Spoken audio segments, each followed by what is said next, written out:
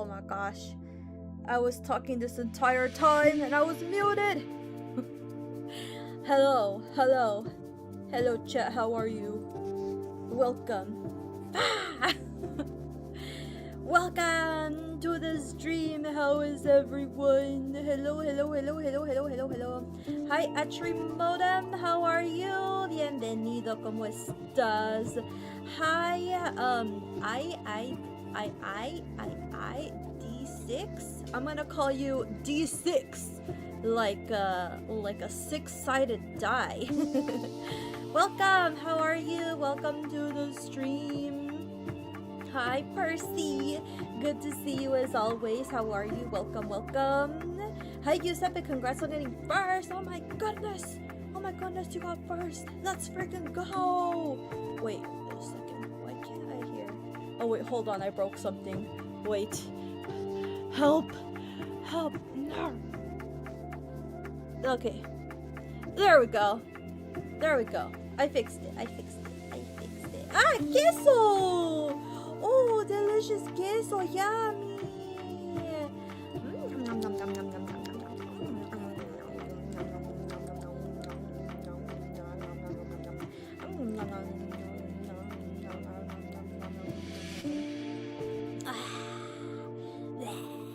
Okay, I'm gonna volume down my music a little bit. Last time I checked, I was like, damn girl, why are your music so loud? Bye! Hello, Hideaway Island. Thank you so much for the follow. Welcome.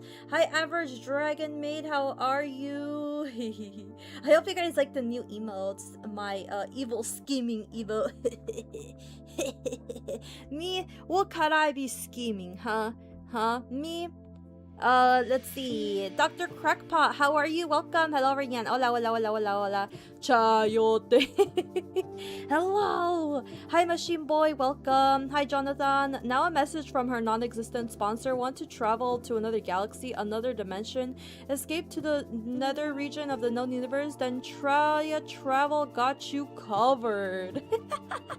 Oh, hell yeah. Hell yeah. Let's go. Let's go back to the Galaxia. Man, I've been missing Super Mario Galaxy. Chat, I know it's been a while since we played it, but that's such a fun game. Hey Chaaya, hi Baki, ¿cómo estás? Bienvenido. Hello, hello. Advanced Eating Mechanics. Hi, it's Magic Man. Got my Codex Borgia ready to go. Yeah, Codex Borgia. What is your guys' favorite codex, by the way? What is your favorite codex? For those of you that know about the codices, do you guys have a particular favorite one? I think for me, it's also Codex Borgia. I think that was my introduction to the Prehispanic Codices, and I was like, damn, they cooked. They cooked with this one, chat. And then lately, I feel like I've really enjoyed Codex Zuch-Nutal, which details the shenanigans of Lord 8-Deer Jaguar Claw. So that's been a rising favorite for me. And just in general, the Miste Codices tend to have just that yummy art style. There's just something about it. It's so me. It's a me. I am there. I am in the codices. It's a me. Hello, Goblina here. How's it going? Hi, Goblina. Welcome. It's going great. It's going great. We're just chilling here for a bit, allowing people to come and settle in before we begin our lesson stream. Oh my gosh, chat. I'm really excited for this one. This one was kind of tough, and I mean, that kind of goes for every single lesson I've done on Mesoamerica. I always think like, hey, it shouldn't be that bad. It shouldn't be like, it shouldn't take me too long. And then, you know, half a month goes by and I'm like, damn, these books got hands. Hello, Chaaya. Hi, Chroma Bunnies. Oh, you like the Dresden Codex? Oh, amazing. That's a Mayan Codex.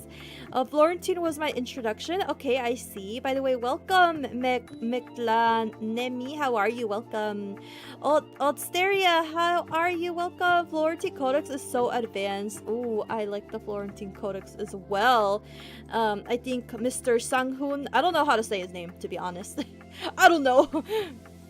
But I think Mr. Sanghun's efforts to preserve all sorts of information about Mesoamerican life is just so good to have, and I'm glad such a thing exists. Codex book reading run. No, what do you mean? Cough cough. Totally not drawing a character in Codex style right now. Cough cough. Yummy. I want to eat it. Ow. I love Codex style. Codex Borgia is the only one I have read. I got it last Christmas.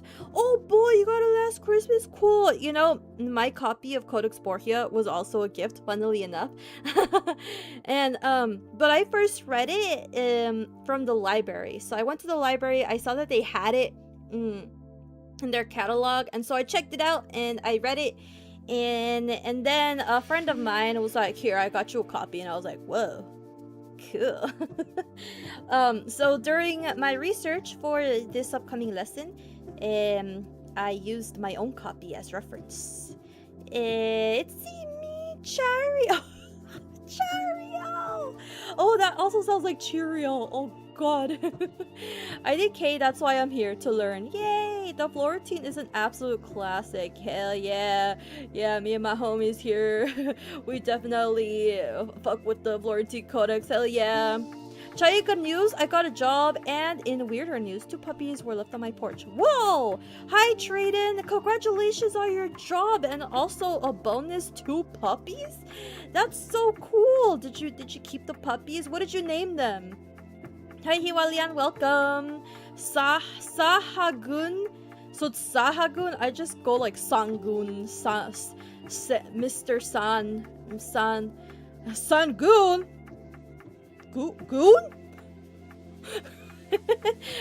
Hi, Fire Dragon. Hello, welcome. How are you? I love Codex Borgia. Yeah, me too. Codex Borgia. Oh, like you could tell, bro. That thing was made by like a master artist, and I'm like, bro, can that be me? Can that be me? I want to aspire to that level. Hello, Simirai. How are you? Welcome. Hell yeah. The guy who developed the Florentine Codex was like the one guy who actually cared about the culture of the people he was researching, it feels like. Yeah, I agree. Our boy Sanghun. Or Sahagun. Goon. I don't know why, but the goon at the end. I cannot stop thinking about it. Ah, someone back me now. Hi, Eddie. So how are you? Welcome. I just want to say I love Aztec mythology. My favorite story is the one with the 5 sons with the Tezcatlipocas, the 4 creator god brothers. Oh yeah, those silly Tezcatlipocas. I like that in the first part of the story, it's just Tez and Quetz bonking each other. They're like, no, I want to be the sun. No, I want to be the sun. No, I want to be the sun.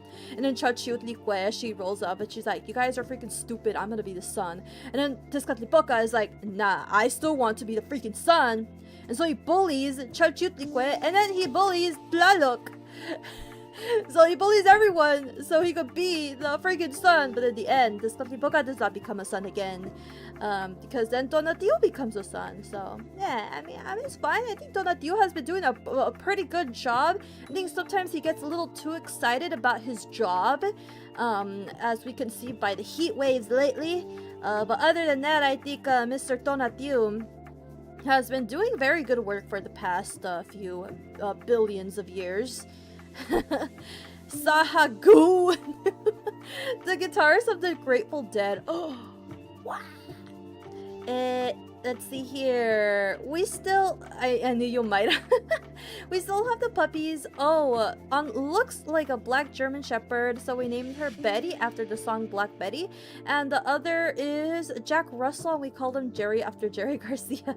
That's so adorable. Yay. Puppies are adorable. Ah! I like how small and playful they are, so I hope you enjoy them during their small era, because then they get big and then they just want to attack. Not attack you like in an aggressive way, but they get so excited and happy that they just want to, like, you know, tackle you to the ground with their love. So enjoy them when they're small as well. Let's see. It's sad that the Spanish burned down most of the beautiful literature they made. I know. We're gonna talk about that today. We're gonna talk about the tragedy. That's why I spelled it that way, but OP the goon got you. Oh crap, the Pokeball! Oh my goodness, why does this always happen? I always forget to turn on tits! You know what, chat? I actually made an auto action that automatically opens tits, but ended up breaking like everything else.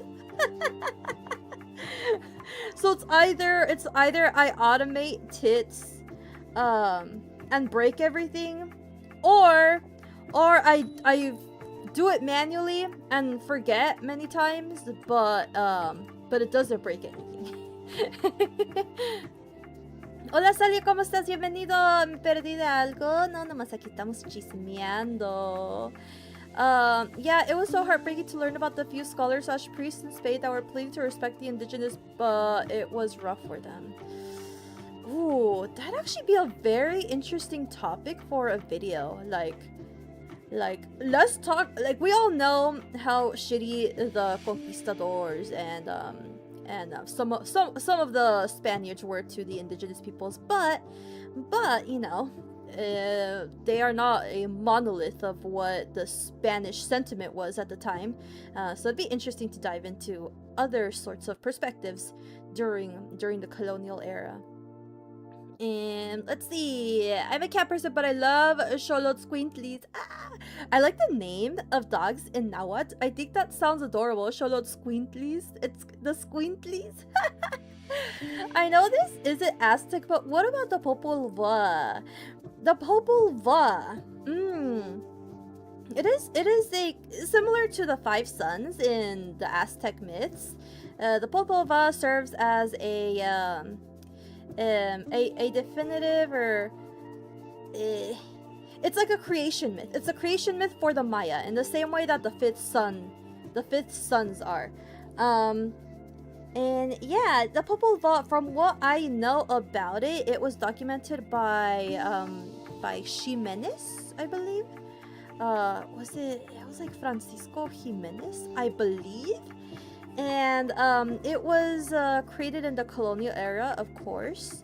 And yeah, I don't know if a specific codex was made to accompany the Popol Vuh, because from what I know, the Popol Vuh was written in Spanish in an alphabetic way. Crap, I keep on blanking on the words, but with the alphabet that we know now, not the Mayan codex style. Let's see here. And for the record, dragons may absolutely butcher Quetzalcoatl. Yeah, just don't consider her Quetzalcoatl. Like, she's fine as a you know, just another anime girl. Maybe inspired by Quetzalcoatl, but she's not Quetzalcoatl. I just don't consider her as one.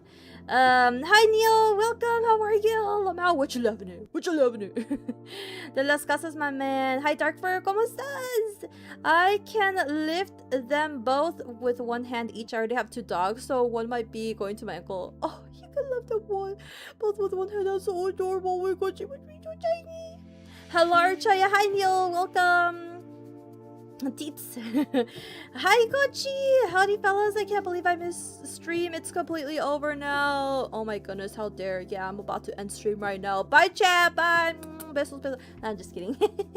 Elisa, thank you for the 5 stream streak. That is amazing. Thank you. And also to Percy, whoa, with a whopping 25 stream streak. That is amazing as well. Thank you for the support.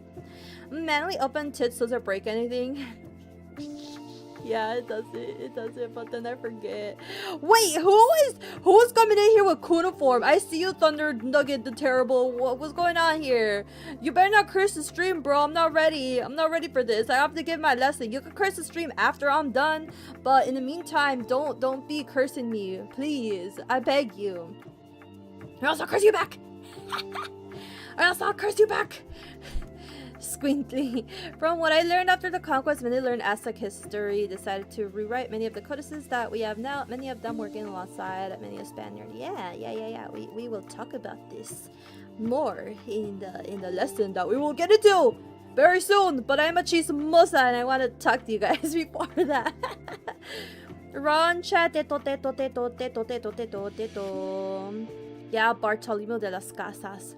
I remember that guy. We busting out cuneiform now? I think we made a wrong turn somewhere.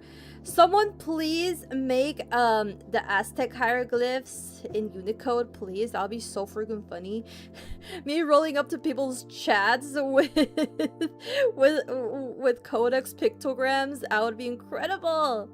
The Popolva is a Mayan Bible. Mayan Bible.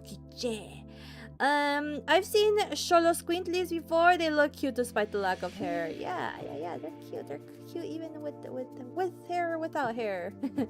Anyone here watched the Aztec Batman movie? Oh yeah. We watched it together when it first came out.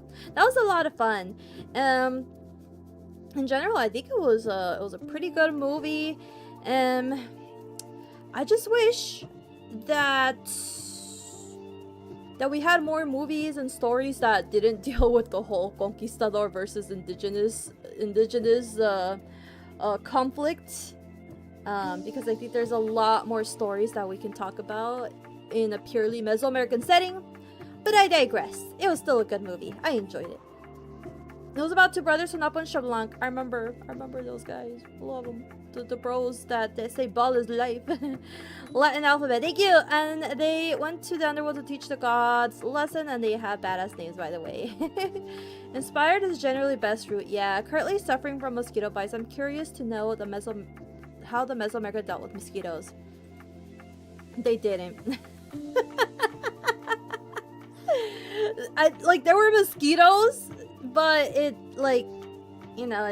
didn't really bother them. The thing about mosquitoes, chat, the thing about mosquitoes back in the day is that they were a lot more harmless. They didn't carry those nasty ass diseases from animals to humans, because for the most part the Aztec didn't really coexist with animals in the same way that the Europeans did. So the Europeans, you add the cattle right in your backyard. Meanwhile, the Aztec, there weren't any sort of cattle animals, any animals of burden to be coexisting in the city. And it's also the reason why their cities were very clean. So yeah, they didn't really have to deal with mosquitoes, because the mosquitoes were just out there far away with the other animals, and if they got bitten, well, it didn't really matter. I'm scared, Chai. Why are you scared, bro? What the heck? Hi, Freddy Cuts. How are you? Surely that ended the curse. Better have. What the heck? Do you like to drink hot chocolate, Chaaya? I imagine it's a nice treat in the morning or as a dessert.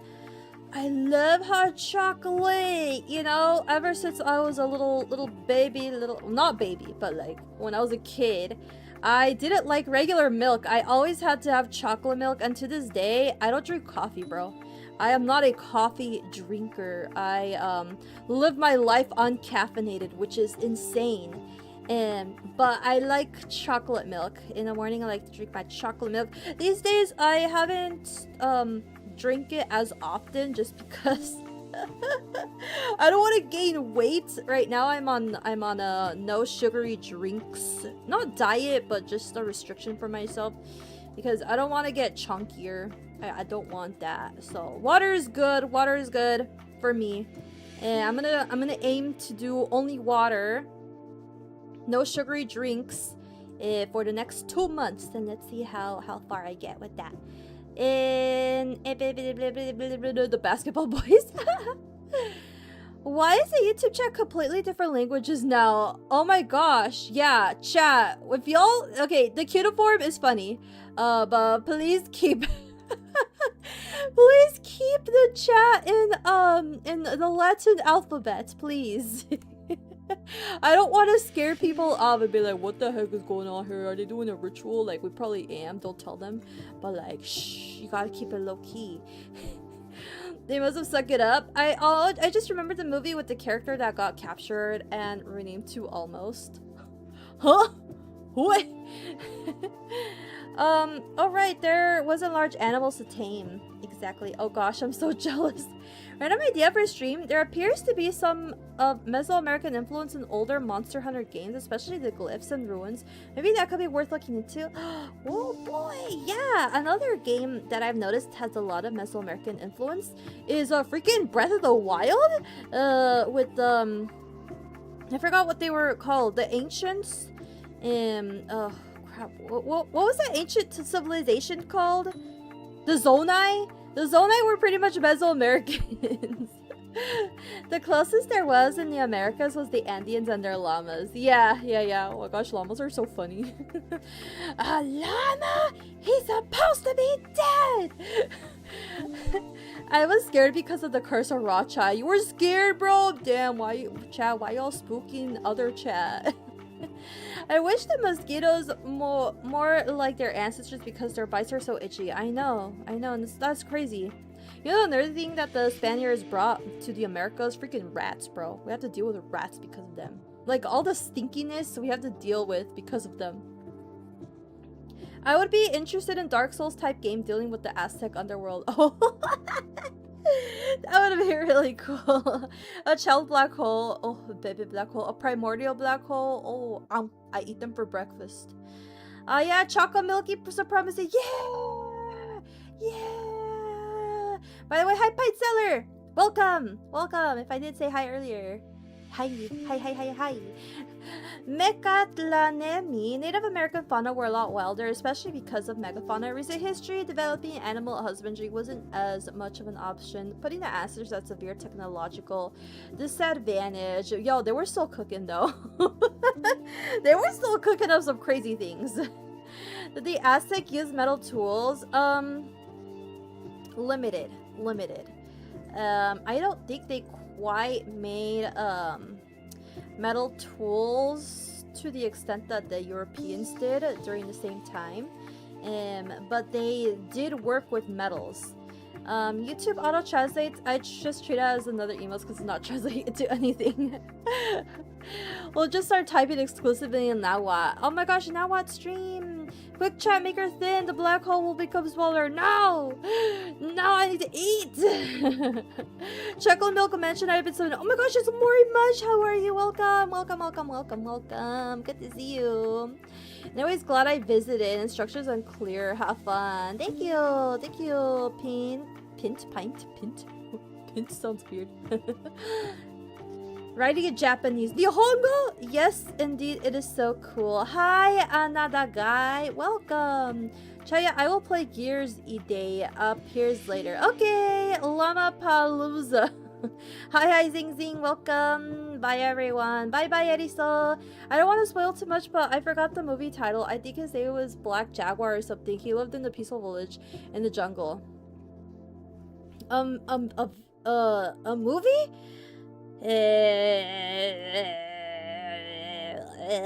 I don't know. I haven't watched a lot of movies when it comes to Mesoamerica. I think I could just think about Apocalypto and which I don't even consider Mesoamerican at this point. Apocalypto and Aztec Batman. I don't know, man. Are there some good movies dealing in Mesoamerica? I hate it. Oh, I guess El Road to El Dorado. I guess that kind of counts as Mesoamerican. It's so cute. I heard that some Native American groups were really good at making homemade mosquito repellent. I think that the one that worked best was the anoxic mud that had no oxygen, and so the mosquitoes were not attracted to it. Oh, I did not know that. Wow. Thank you for the lurk, Mori. Very rarely, but they had a few. Wow. Stop typing in cuneiform! Wasn't metal jewelry pretty common in the area? Yeah, it was. Do you have a Chaaya glyph? So I guess my glyph would be this. This right here. You see that? You see the black hole with the rays on the side? That would be my glyph. So, yeah. If I were to draw myself in the codex, then I'd have, like, you know, this glyph attached to me like a balloon. The Purepecha use bronze weapons and tools. Hell yeah. Oh, I'd love access those mosquitoes repellent. It'd be such a lifesaver. At least something to put on the bites for relief would be nice. Yeah, when I went to Yucatan, I got totally destroyed by those freaking mosquitoes. I hated them. And, well, where I live, there's not much mosquitoes, to be honest. I don't have to deal with the mosquitoes. But yeah, Yucatan was a different story. So when I got bit, bro, I would just have these giant ronchas, these giant rashes all over my body. That was terrible. Ah! And I am so lucky that I brought Benadryl in my bag because that helped like reduce the swelling. And you know what? The swelling of the rashes, it got even worse because of the heat. Like I remember I was exploring, like making my way around town, and yeah, with the heat it just made the rashes unbearable. And then I got a topical ointment at one of the local pharmacies with Dr. Simi. And I mean that helped a little bit, but by the time I obtained that ointment, it yeah, it was kind of too late. I had already suffered for the majority of the trip. Road to El Dorado, isn't that south? I thought it was based a bit. Oh, I guess no. It's more. I forgot the name of the culture. But for me, I kind of reminded me of the Mayan culture a little bit. I still think it's a lovely movie, based on pre-Columbian America. It's Anasir. No, not Anasir. Get out of here, Anasir. He's banned. Hello, good evening. I simply love your design, and that gave me so many ideas for my book. Your pure charisma. Oh, thank you, Bruno. I appreciate it. Thank you for liking my design. Good luck on your book. Hybrid Scout is the Olmec where they got Mexico name.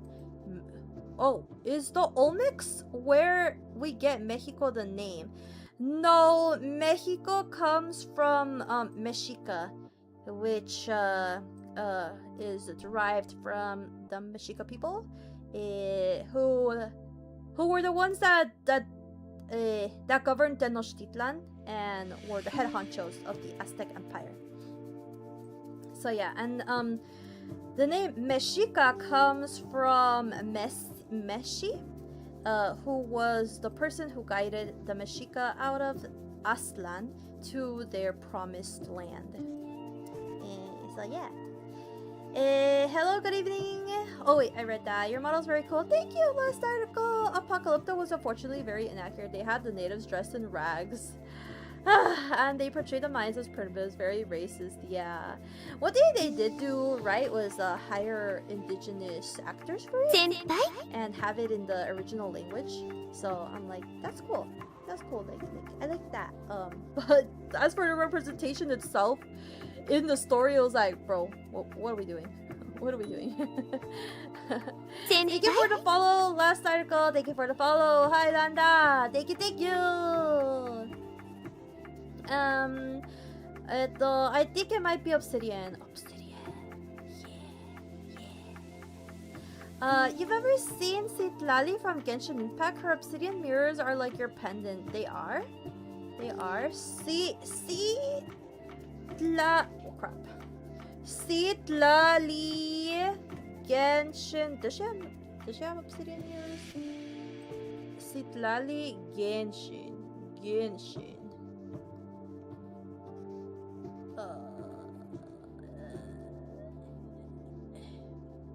I don't know why, but Citlaltin looks like a VTuber for some reason. Like, I don't know. She doesn't give me, Nawa vibes. But let's see here. Citlali.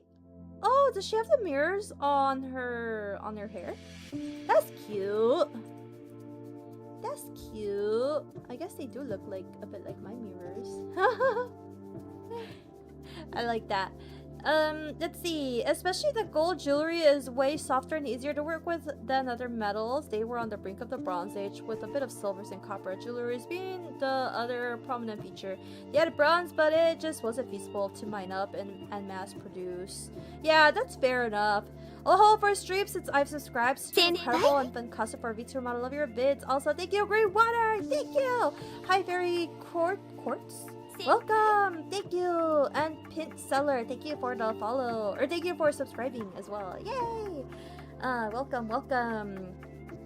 Let's see. Wait, no, Dorado was searched for by conquistadors in South America. I like the movie, but it's very weird in its depiction of people. I don't know why. I just find it very Orientalist. Really? I thought it was, you know, aside from Shell, I think Shell was Shell. But when you look at the other characters, they're just portrayed as normal people, and that's what I personally liked about El Dorado. Is just that it portrayed them as just living their life, playing their ball games, and eating food, just walking around town. So I enjoyed that, and they were guys, yeah. And the dynamic between, you know, Tulio and that other guy, I forgot what his name was. Like, in general, everything was just so silly. Yes, I could see the criticism towards Shell, you know, being very sexualized, but I mean, she's just Shell, bro. She's Shell. Indigenous people can be hot too. Let's see here. Some names in that movie are Mayan, yes, and the ball game they play was Barbaric, but it was a very good depiction mixing lots of stuff. Muisca is the name. Yeah, Muisca! Yeah! I was like, I forgot the name. Thank you for the reminder. El ombligo de la luna. Oh, you might be wondering about Mestli. No, Mexico, I don't think Mexico comes from Mestli. Let's see. El Dorado is fine as a piece inspired Mesoamerican media, but yeah, it was kind of a mix of Mesoamerican cultures, including the more southern Inca. But I don't think they specifically name who it was because they feature pieces of many cultures of the regions. Yeah. Oh, what are your thoughts on Talocan? People in the MCU Black Panther 2 did different origin to no more. Oh, I don't know who they are. The entire design of the cities and temples and things, they were mostly all Maya. Citlaltin tuber. Let's see. Dorado was cute, fun to watch. Apocalypto had me impressed with the native language of people. The prophecy scene was trippy, and the pit scene was scary. You know what I thought was really crazy was that I think that one scene with the jaguar. Like, when he was running away from the jaguar, it was because he was actually running away from a freaking jaguar. Like, that was not planned. So I was like, brother. Oh, hi, Mookie! Thank you for the lurk. Even Greek Culture and Odyssey is not shown correctly.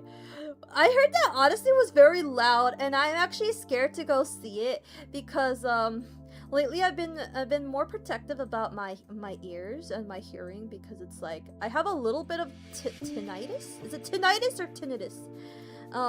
In my left ear, and I'm like, bro, I do not want more. Like, tinnitus freaking sucks, bro. So I'm like, yeah, no, I'm not gonna subject myself to hearing loss by going to watch that movie. Even though Shell was sexualized as hell, she had a lot of personality and was a cool character. Yeah, I think the issue with Shell, it isn't necessarily that, you know, it's Shell. I think it's just we have very limited representation of these cultures and people that you know, Shell is often the most recognizable and the most like remembered. Which gives people a skewed impression or a skewed idea of what these people were like. But Shell in itself as a character, I think she was cool. She was very smart, sneaky girl, and she wanted what she wanted, and like that's fine. Like she's just a character. It's just an issue of like we just need more representation, y'all. That's really it. We need more representation in general to even out the playing field. I have hearing loss in both ears. No! Let's see here. Yeah, I'll tell you right now, the Odyssey is loud as shit. It's horrifying. My hearing is really good, and I actually had to cover my ears up. Yeah, no, hell no.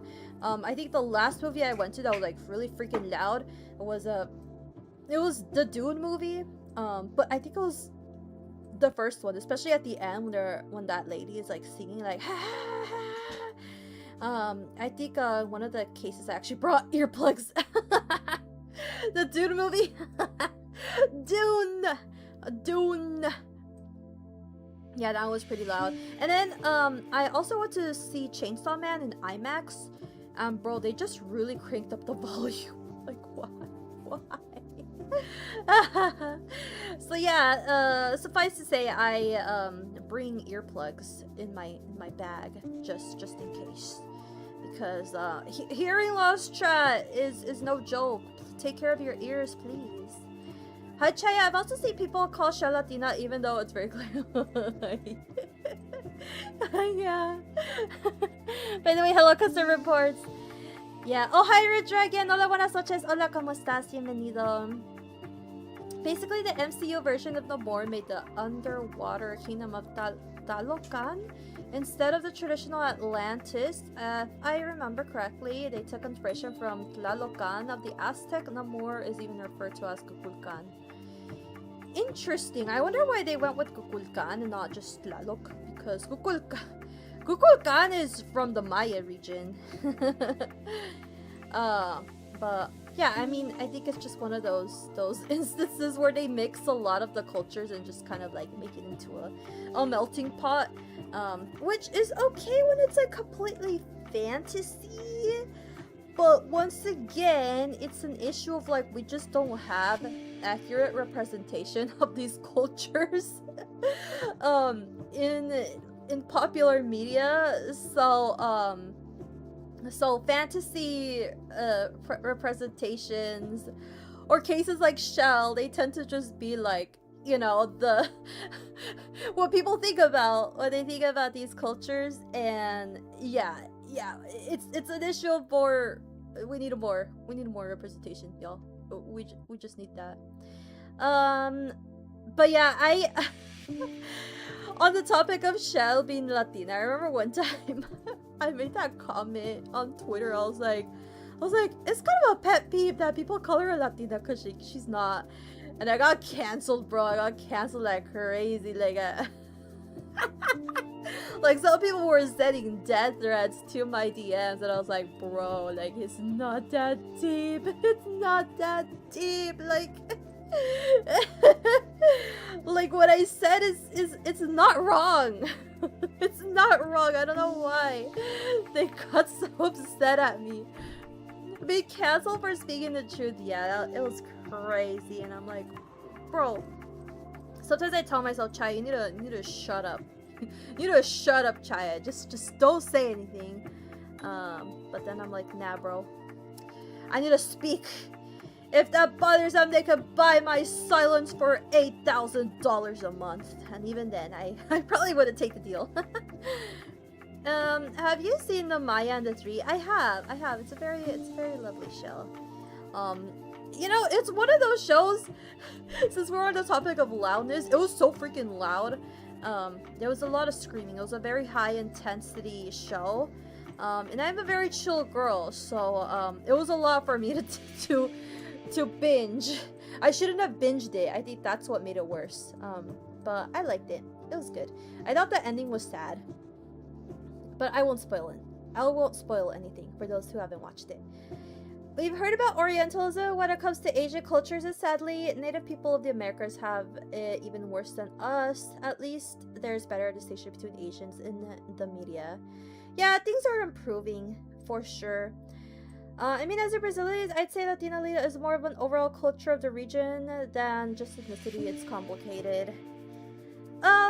In modern context, yeah, like, you know, it's fine. But, you know, in Shell's particular case, I mean, the concept of Latin America did not even exist at that time.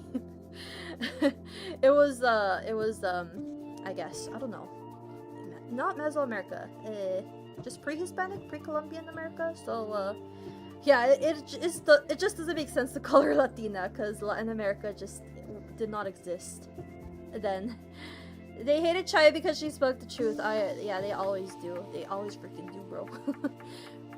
I feel like the whole of the America just getting conflated to the broad indigenous label, and it's so encompassing. It's better to be specific. Yeah, just ask people what they prefer to be called. Never be silenced. That makes no sense. The concept of Latino flatlander came from what is now Lazio in Italy. Lazio? Lazio? That sounds like Laszlo. Everyone is gonna frame things as an attack at the moment, given all the tension in the world, but remember, yeah, you already know what you mean when you say things, yeah.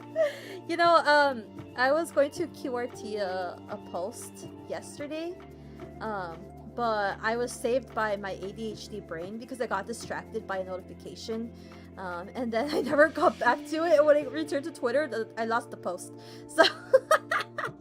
But, like, there are times when I'm writing a tweet and I'm like, oh, I just know. I just know I'm gonna get my ass beat for this. I just know it. And then I just save it to my drafts. I'm like, okay, I need to freaking wait. I need to just wait. But who knows? If I find the tweet again, I'll probably post it, and then you guys will witness me getting canceled in real time.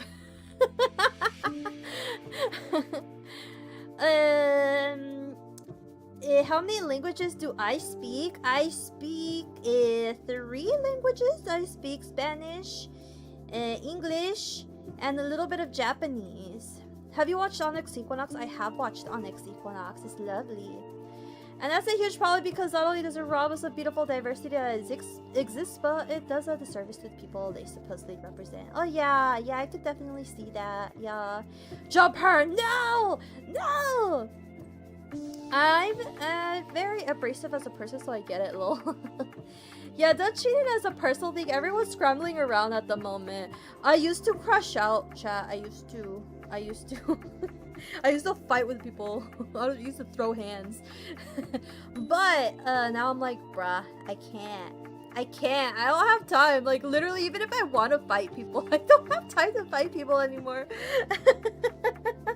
Because it's either like I spent, you know, like 2 hours fighting with people online, or I spent 2 hours reading a book, and I'm like, oh man, like, I learned something new from that book. And then I can make cool videos for you guys, like the ones, like the one that we will witness today. Save your buy for when it matters. Yeah, that's what I've been doing lately. Like, I've gotten yucky comments on YouTube and on Twitter. Just people, you know, coming at me with the sacrifices and stuff. You know, just being very crude in their comments. Before I would crash out. Now I just delete them. Now I just delete them. Cancel. No, don't cancel me. Agreed, Kochi. I know you're on YouTube, but hard. Agreed. Good take on YouTube crowd. Witness. Proceed to spray whipped cream in mouth. What? Twitter war is ritual warfare at this point. Yeah, guys, I'm about to go into a flower war. So catch me on Twitter in the flower wars. Sacrificing bad takes to the algorithm to appease the gods. to appease the algorithm gods. It's so funny the way I found your channel. I was doing a massive research of pre-colonial American cultures with like 12 tabs open, and YouTube just recommended one of your streams, and I decided to stick for the vibes. Thanks so much. Thank you, Highlander!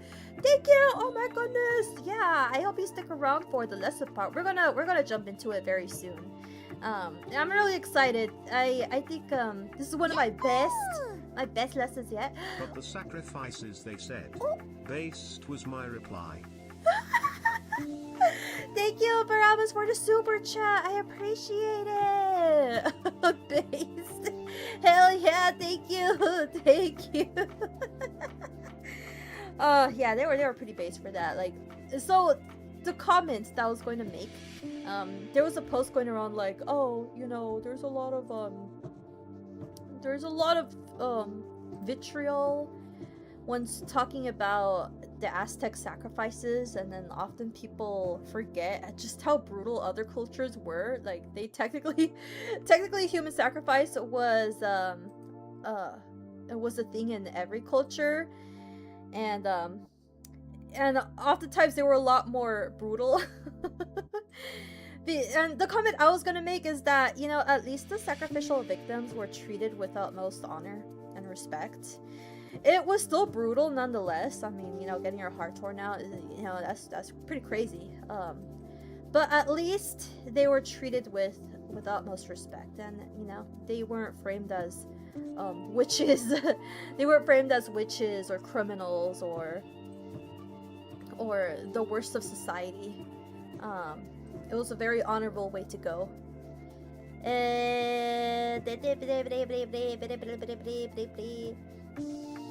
I think about the Flower Wars, honestly, a lot Moctezuma II said that they didn't take over Tlaxcala because it made for a good spot to make wars to train their warriors, which ended up biting them in the ass. In the end, I think about that, wonder if he was bluffing. That is kinda a misconception. The relationship between Tlaxcala and the Mexica was consensual. It went both ways. They both benefited from the Flower Wars, and the only reason the Tlaxcalans were like, yeah, like beat them up. The only reason the Tlaxcalans were like pretty brutal towards the Aztec, it wasn't like full on hate. It was more of like a rivalry. And when you see your biggest rival getting their ass beat, you're like, hell yeah, knock him down, hell yeah. You know, in the hopes that, like, you know, now your biggest rival is gone, which means you can take their place as number one. But sadly, the Tlaxcalans weren't the ones that took the number one spot. It was the Spaniards, which was oversight on a lot of the Mesoamerican peoples at the time. If you ever do a stream during a drunking on bad Mesoamerican takes, Flower Wars would be a funny framing device. Yeah. Exactly, this goes for anyone representing people they're unfamiliar with. They have the responsibility to ethically and accurately portray their demographic. Fiction does impact real life. The Incas sending girls to the mountains to freeze to death while high was pretty crazy. I know, you see a bunch of crazy stuff all over the world, though. What was the name of that ball sport that one called football's predecessor? I don't know if there was a particular name for it. How horrific, these guys sacrifice others. The guys who murder Jewish people to please, they're all gone. No! Would you rather be sacrificed to Tlaloc or burned for heresy in Europe? I'd go with Tlaloc. I'd go with freaking Tlaloc, you know, like at least they treat me with freaking respect. And they also drug you before you get sacrificed, so like, yeah. I mean, you high AF, you have the trip of your life. They get your heart torn out, and then you good, then you gone. Then you gone, and you get to chill out over there with Lord Donatiu in the sky, partying with everyone else.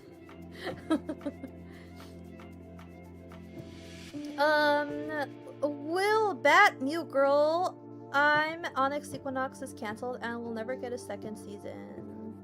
Oh, I know, that was very upsetting because I felt like I got hooked to the show on the last episode, because the first episodes, like, I was like, damn, like it's good, but that one main character, I forgot his name. What was his name?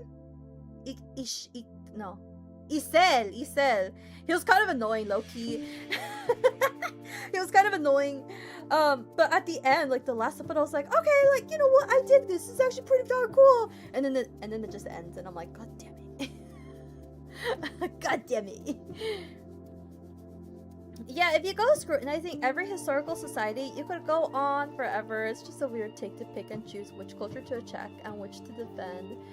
That's a personal pet peeve of mine, that the people portray Mesoamerica as brutal for their religious sacrifices, ignoring the literal pogroms and burnings that happen in Europe. Yeah. Crazy.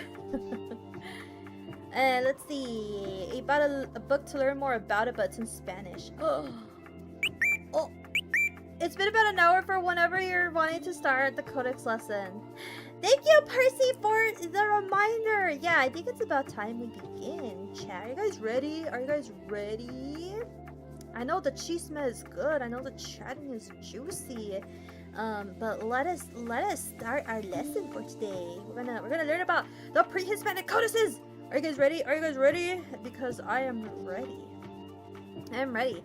I'm going to prepare. Ow. How dare? By the way, hi Ash. Hi Ash. That's my freaking wife. I'm just kidding. Where am I? Okay, I'm going to grab some water and prepare my my presentation notes. So I'll see you guys back in about a minute or two. I'm going to play an ad in the meantime, so you guys don't get, you know, mid-roll ads on Twitch. And let me see if I could try it on YouTube. I don't know how much it works on YouTube. We'll see. But Twitch, you guys are gonna get an ad, so stay put, and then we'll be back after the break. Okay? Okay. BRB.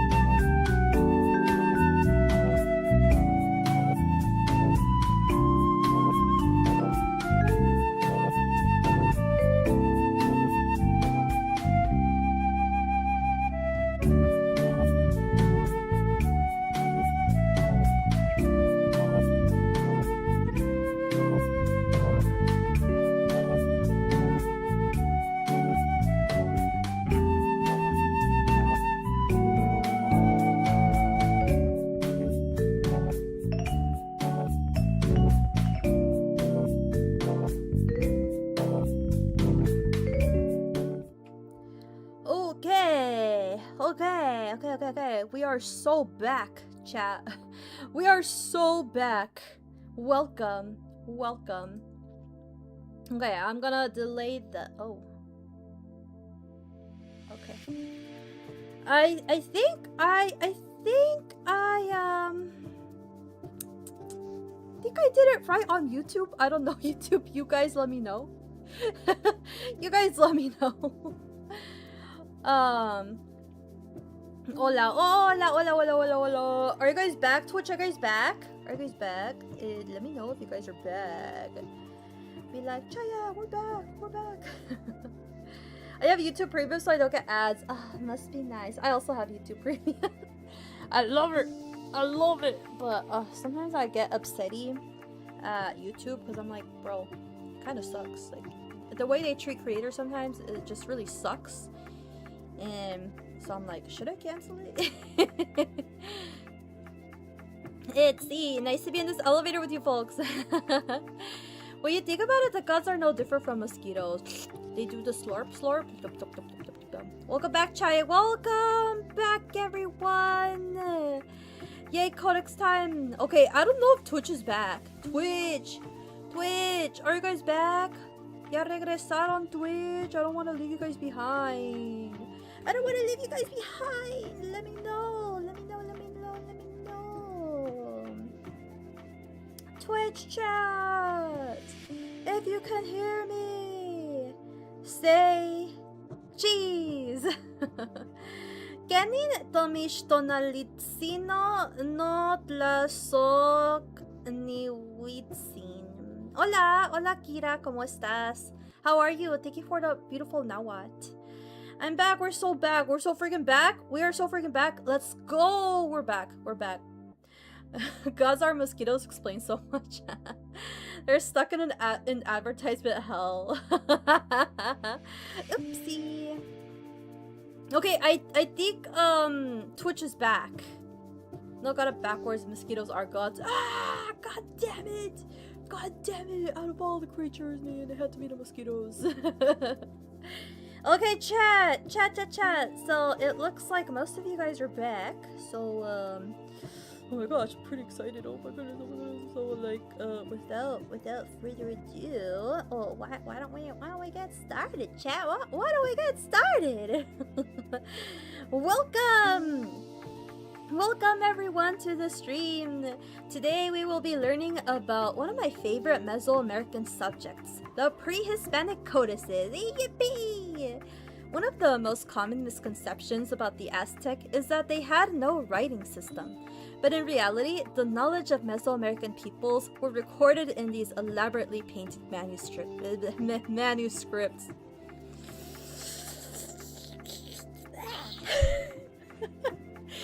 But as a result of the conquest, only a select few remain.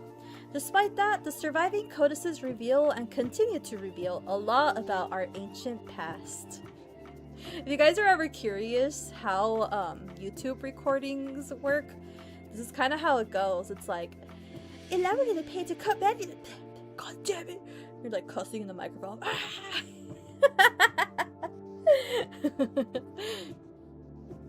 Kind of remind of each region of Anatlan with similar mind picture. Oh, by the way, Chad, this codex right here, this is mine. This is my codex. I call it the Cosmik Codex. And for those of you who come early to my streams, you'll see me holding it in my hands. Yeah. You know, even if you when you look closely, I'm right there. Do you see me? That's me. That's me. Okay. We love imperfections here. Thank you, Kochi. Thank you. Oh, yeah, Codex-san. I saw one, maybe a replica at the National Museum of Anthropology in Ciudad de Mexico. That is beautiful. Yeah. Okay. Moving on. Before we dive in, just a quick introduction from me. I'm Cosmik Chaaya. I like making educational content and creative work centered around pre-Hispanic culture and history. You can find more of my shenanigans pretty much anywhere with the same username, Cosmik Chaaya. And the Prehispanic Codices have served as an endless fountain of inspiration for my art and characters. So without further ado, let's get into it! And quickly in chat, if you guys remember, or if you guys can point out who these characters are, feel free to put it in chat. Okay, let us proceed. So, what are the codices? Codices were the primary medium in which information was recorded in Mesoamerica. Genealogy, medicine, religion, science, history, all sorts of records were carefully hand-painted onto these precious manuscripts. For the purpose of this lesson, we will focus on the Aztec Codices, which are the only surviving pre-Hispanic manuscripts of central Mexico. I'm gonna repeat that, chat, because I kind of fumbled it. For the purpose of this lesson, we will focus on the Aztec Codices, which are the only surviving pre-Hispanic God damn it! Pre-Hispanic manuscripts of central Mexico. There are about 15 in total. Look, they look so beautiful. For the Mayan codices, only 4 remain. Though we won't discuss them in depth, a lot of the concepts we cover today will apply to them as well. So here, these are, well, actually I won't spoil it, I'll tell you guys later. But these are the Aztec Codices depicted here. Actually this one in particular, this is Codex Borbonicus. So this isn't quite a Aztec Codex, but this looks like a Aztec Codex. So there's this one down here looks to be, I think it's Codex Borbonicus as well. These were created very, very shortly after the conquest. They still maintain their like pre-Hispanic art style, but you'll note just some glosses here in Spanish that can be evident on the codex itself. And they were made, I think this one was made in Tenochtitlan. I think so. I have to fact check myself on that one. Up here, we see the Mayan codices, and you could immediately see the differences in art style and even the differences in the glyphs themselves. Okay, moving forward. Lamau, I know. My fumbles, bro, my fumble. You guys get to see all my fumbles. Okay. The codices employed a complex writing system based on pictorial images, presenting information through pictograms, ideograms, and phonetic signs. Pictograms are direct representation. Chat, I don't know why I feel so giddy right now. I feel like I'm fumbling. Help me! Help me, chat. Can you guys send me your good vibes? Send me your good vibes. Send me your good vibes, please. Fun fact, the conquistadors were conversos who were Jews and converted to Christianity, and some of those conquistadors were what? What the fuck? I mistakenly believe they carved glyphs on stone tablets when they appear used on paper, or at least variant. Oh, interesting. I'm giggling. Yo! Ah! Ah! Okay. Focus, Chaaya. Focus. Okay, maybe I need... Wait, no, never mind. I won't do it. Okay, here I go. Here we go. I'm locking in, chat. I'm locking in. Okay. The codices employed a complex writing system based on pictorial images, presenting information through pictograms, ideograms, and phonetic signs. Pictograms are direct representations of objects or actions. In this example, the imagery portrays a man getting his nose pierced. Ideograms are symbolic representations of ideas or concepts. Here, an arrow is shot into a mountain with a mask, symbolizing that this place had been conquered. Note that the mountain plus mask is also a phonetic representation of the place's name. Which leads us to our last group, phonetic signs. These are pictures that denote a phonetic pronunciation of a word. For example, 6 monkey. This does not have anything to do with 6 monkeys. Instead, it shows the reader how to say someone's name. Got it. Hell yeah. Oh my gosh, you guys hear the elotero? Which one is your guys' favorite? Pictogram, ideogram, or phonetic sign? I personally like all of them. Thank you. She did it. I did it. Oh my gosh. Okay, if the elotero comes out in the recording, that would be so freaking based. Okay, next slide. Each page incorporated a mix of these 3 types of imagery, encoding layers upon layers of information that only skilled readers could decipher. Can you point out a few examples of imagery on this page? Alright, chat. So we have 3 types of imagery. Can you guys point some out here on this page? Check it out. Okay, we got hieroglyphs. Alright. There is something about a glyph that succinctly delivers the information. It's so cool, right? So it's almost like kanji. Exactly, Small. You are so right. It was in my notes. It was in my notes to make that comparison. I couldn't find a way to fit it into the presentation. But yes, very similar to kanji. Some of these glyphs, especially the phonetic signs, they had different pronunciations depending on the context. So just like kanji. So for example, in kanji, you have let's see if I could draw it here. While you guys suggest the kind of imagery you see in this page, I'd like to show you guys here. So kanji, we have the kanji of rice field, which I'm drawing here in the corner. That stands for rice field, and depending on the context of the name or the word, this could be pronounced as ta or da. For example, Tanaka, or in the case of another name, Honda. Yeah. And in a similar way, the Prehispanic Codices had hieroglyphs that, depending on the context, they would have different pronunciations. That's actually the biggest struggle at the moment with deciphering the codices. It's like we can understand the pictograms, we can understand the ideograms, but the phonetic signs, bro, a lot of them are yet to be deciphered fully. Okay, let's see here. I see serpent symbol. Okay, we see serpent symbol. I see serpent here, serpent here. Let's see here. Circles adjacent to a glyph, like meaning naming. Yep, yeah, all of these are names. Is that a rabbit or a deer? This is a deer. Yeah, that's my boy, Lord I Deer. Yeah. Let's see here. I also see lizard, I think. I'm assuming the signs with beads attachment are meant to be phonetic. Yep, those are phonetic.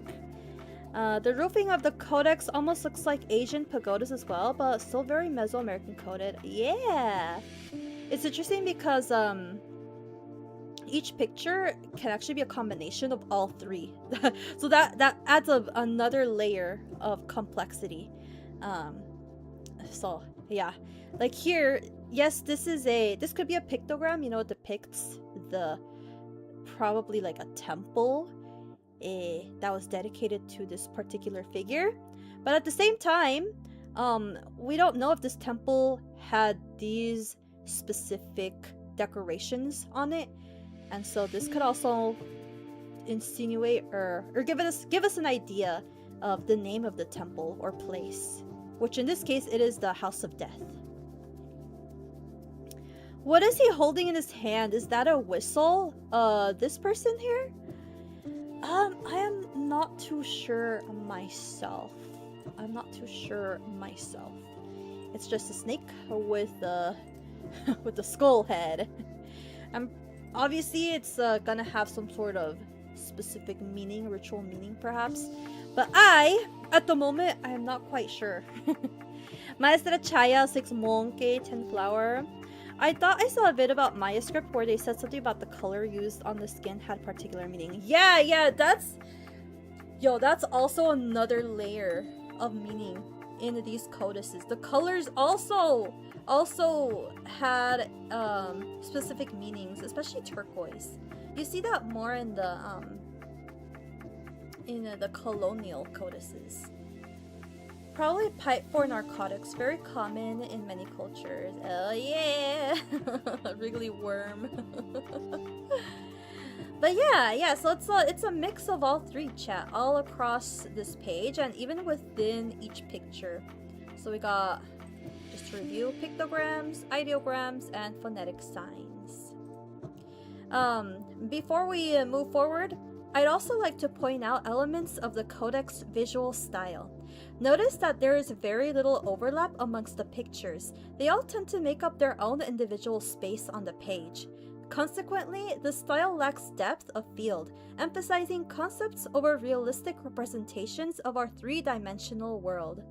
Also note how the characters are portrayed in a side profile, often with very limited emotional expression on their faces. These characteristics give the codices a very clean look, rich with detail, yet open to interpretation. Do you guys have any other observations on the codices? Any other observations you guys want to chime in about? Arrows on the glyph of a city. Oh yeah. They got conquered. Boom, boom, boom. I see a bird. You see a bird? Where's the bird? Oh yeah, there's the bird. Yeah, this could be a place sign. So it could be depicting a certain place that, looking at this arrow, might have been conquered. I see the A symbol all over place. Oh yeah, the A symbol. Yeah, so this symbol was actually a year sign. So whenever you would see this coupled with another glyph, this denoted the year in which these events were taking place. Now I feel like they're read in a certain order, like we're meant to follow a path. Oh, that's a very good observation, Kochi. Ah. That's a very good observation. We're gonna get to that. Awesome. Yeah, this page is from Codex Tonendeye, also known as Codex Zuch Nutal. Okay, moving on. During the post-classic era, extensive libraries populated the ancient cities of Mesoamerica. They were known as Amoshkali, which translates to the House of Books. They were commonly located in places and temples. Some famous examples include the libraries of Tenochtitlan, described by the conquistadors as having massive rooms within Moctezuma's palace. And I butchered that, chat, I'm so sorry. Did you use the A symbol for Aztec Miku? I did! The reason I used the year sign is because Hatsune Miku's name means sound of the future. And so I thought that the year sign could have some sort of meaning with, like, future. I love that artist on the right. Oh ho ho ho ho! Yeah, you know, Wilhelm. He's great. He's great. I love their work as well. Okay, let me try this again, Chad. Let me try this again. I'm so sorry. Future. Okay. During the post-classic era, extensive libraries populated the ancient cities of Mesoamerica. They were known as Amoshkali, which translates to House of Books. They were commonly located in palaces and temples. Some famous examples include the libraries of Tenochtitlan, described by the conquistadors as massive rooms within Moctezuma's palace, filled to the brim with codices of all kinds. Another example is the library of Texcoco, built by the legendary poet King Nezahualcóyotl. Ow! Ow! That hurt! Why'd you throw a Pokeball at me? Just because of that, I'll have to reread that. Another example is the library of Texcoco, built by the legendary poet King Nezahualcóyotl. These images here are artistic interpretations of such libraries. Sadly, due to the destruction following the conquest, we can only imagine what an Amoshkali was truly like. In their prime, rulers, scribes, and students from across the land would consult these archives for all sorts of knowledge, much like we do so today in our communities and universities. But the codices were very different in comparison to the books we know now. This had to do with how they were made. Unlike modern books, which are bound to a singular spine, pre-Hispanic codices were screenfold in nature, meaning that a long continuous strip was folded into an accordion style. They were created from materials such as amate paper, deerskin, cotton, and agave fiber. So this picture right here, this is of the not agave, the amate tree. And I believe this one is growing in northern Guerrero, according to the description of the picture. Which is really cool because, like, my family is, like, from that area, so I'm like, damn. When I go visit my family's hometown, I feel like I'm gonna learn a lot. Chat, there's gonna be some revelations when I go over there. Your channel's just awesome. Thank you, Juliana! Thank you! Scholars would thrive in these spaces. You know we're locking in when we're focused on Aztec Inteligencia. Bro, what I would give to spend just one day. Just one day. No, even like 1 minute. Or even to see it for 1 second. I would get everything to just witness that. Because that would have been beautiful. And that's what you say, nearly had their own version of paper, parchment. Yeah. Oh yeah. In fact, the next picture is going to be even more interesting. Okay. The selected material was flattened and joined together to create a long continuous sheet. The surface was then coated with white lime gesso, which was polished to create a smooth painting surface. Here on the left, we have a glimpse of how amate paper was traditionally made. Treated strips of amate bark were threaded together and flattened with the stone to create paper sheets. So, isn't that cool, chat? At the end of the stream, I'll show you guys a video. I'll show you guys a video of how they make amate paper. And it's beautiful that indigenous communities have kept these traditions. You know, since our ancient ancestors. Yeso, gesso! Gesso! It's white lime gesso. This is actually some mind-blowing information right now. I didn't even know this, bro. When I looked it up, I was like, whoa. That's why I like doing these lessons, because I learn a lot too. So yeah, remind me guys to play this video at the end. Okay, let us proceed. Once these preparations were complete, indigenous scribes known as Tlaquiloque hand-painted the codex. I'm sorry, chat. Once these preparations were complete, indigenous scribes known as God damn it. Hi, Simirai. Hi, Simirai. Welcome to the stream. One more time. Third time's the charm. Ah! Third time's the charm, chat. Okay. Once these preparations were complete, indigenous scribes known as Tlaquiloque hand-painted the codex contents. Tlaquiloque is the plural form of the word, and Tlaquilo is the singular form. The word translates to one who writes or paints. So here we have a codex depiction of a Tlaquiloque, and then here is an artistic representation by the wonderful artist Rafael Mena. And yeah, here we have one of the Tlaquilo painting away on her little disc. You can do it, Chaaya. Thank you.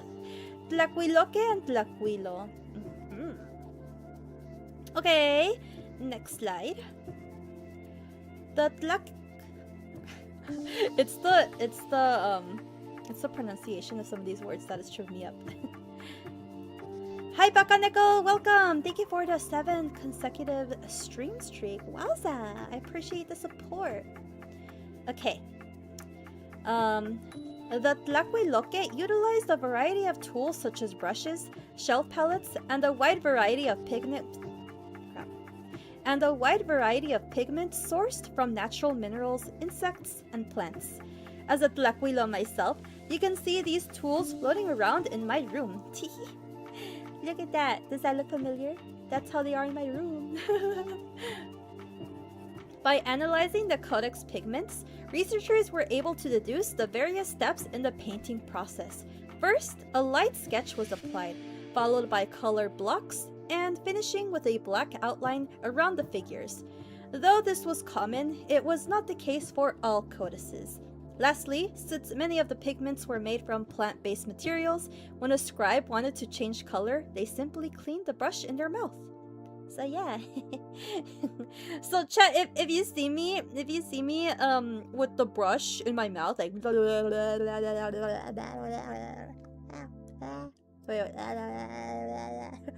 I'm just cleaning my brush, okay? I'm just cleaning my brush. Wait, hold on. Like a comic I see. Yeah, like a comic. Okay, I wanna...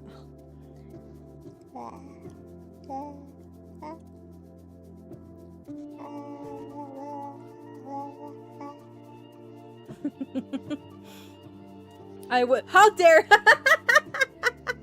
You wish you did that brush, baka! Tu lengua. Alright, chat, settle down.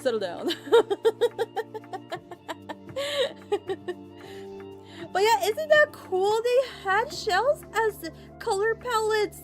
That is amazing. I want one so bad, chat. Chemicals. See, that's the thing though. They did not have freaking nasty ass chemicals in their paints. They were all natural. So yeah, even if they cleaned the brush with their mouth, there wasn't really any there wasn't any health risk because it was all plant-based. So pretty. Chaaya, why you bucking me? How dare you? No matter the subject, Chaaya's streams will always devolve into horn. Nah! Yeah, I mean, yeah, I see it. Okay, next slide. The role of Tlacuilo was essential and of much prestige. It required fine artistic skill as well as specialized understanding of language and culture. Training began since childhood and was open to men, women, nobles, and commoners alike. The only requirement was an affinity to the arts. When selected, students had to complete extensive training at the Calmecac, a rigorous school generally reserved for the nobility and the wealthy. There, aspiring Tlacuiloque specialized in particular fields, spanning from religion, economics, medicine, and much, much more. After that, they spent the rest of their days in service of their respective field, preserving the sacred knowledge of their collective society. So this is an artistic depiction by Aztec Empire 1520, and I think it's just really cool. You have a room of artists painting mural, what's it called? Mural templates or codices. So yeah, there's just something about this one panel that I really vibe with. It kind of just feels like he's doing a chef's kiss. No limestone paints. So this endeavor was all natural, organic, and could likely eat the codex since it's mostly a plant. And deer skin, but I don't know, man. It might get you constipated. You guys don't want to get constipated, chat. You guys don't want to get constipated. Okay, next slide. Here is a passage from the Florentine Codex describing the cultural importance of the Tlacuilo. So let's read it together. The scribe. Okay, the scribe. Writings, ink are his special skills. He is a craftsman, an artist, a user of charcoal, a drawer with charcoal, a painter who dissolves colors, grinds pigments, uses colors. The good scribe is honest, circumspect, far-sighted, pensive, a judge of colors, an applier of the colors, who makes shadows, forms feet, face, hair.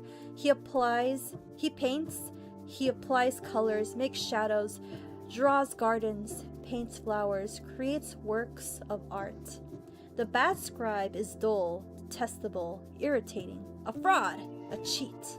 He paints without lusters, ruins colors, blurs them, paints askew, acts impetuously, hastily, without reflection.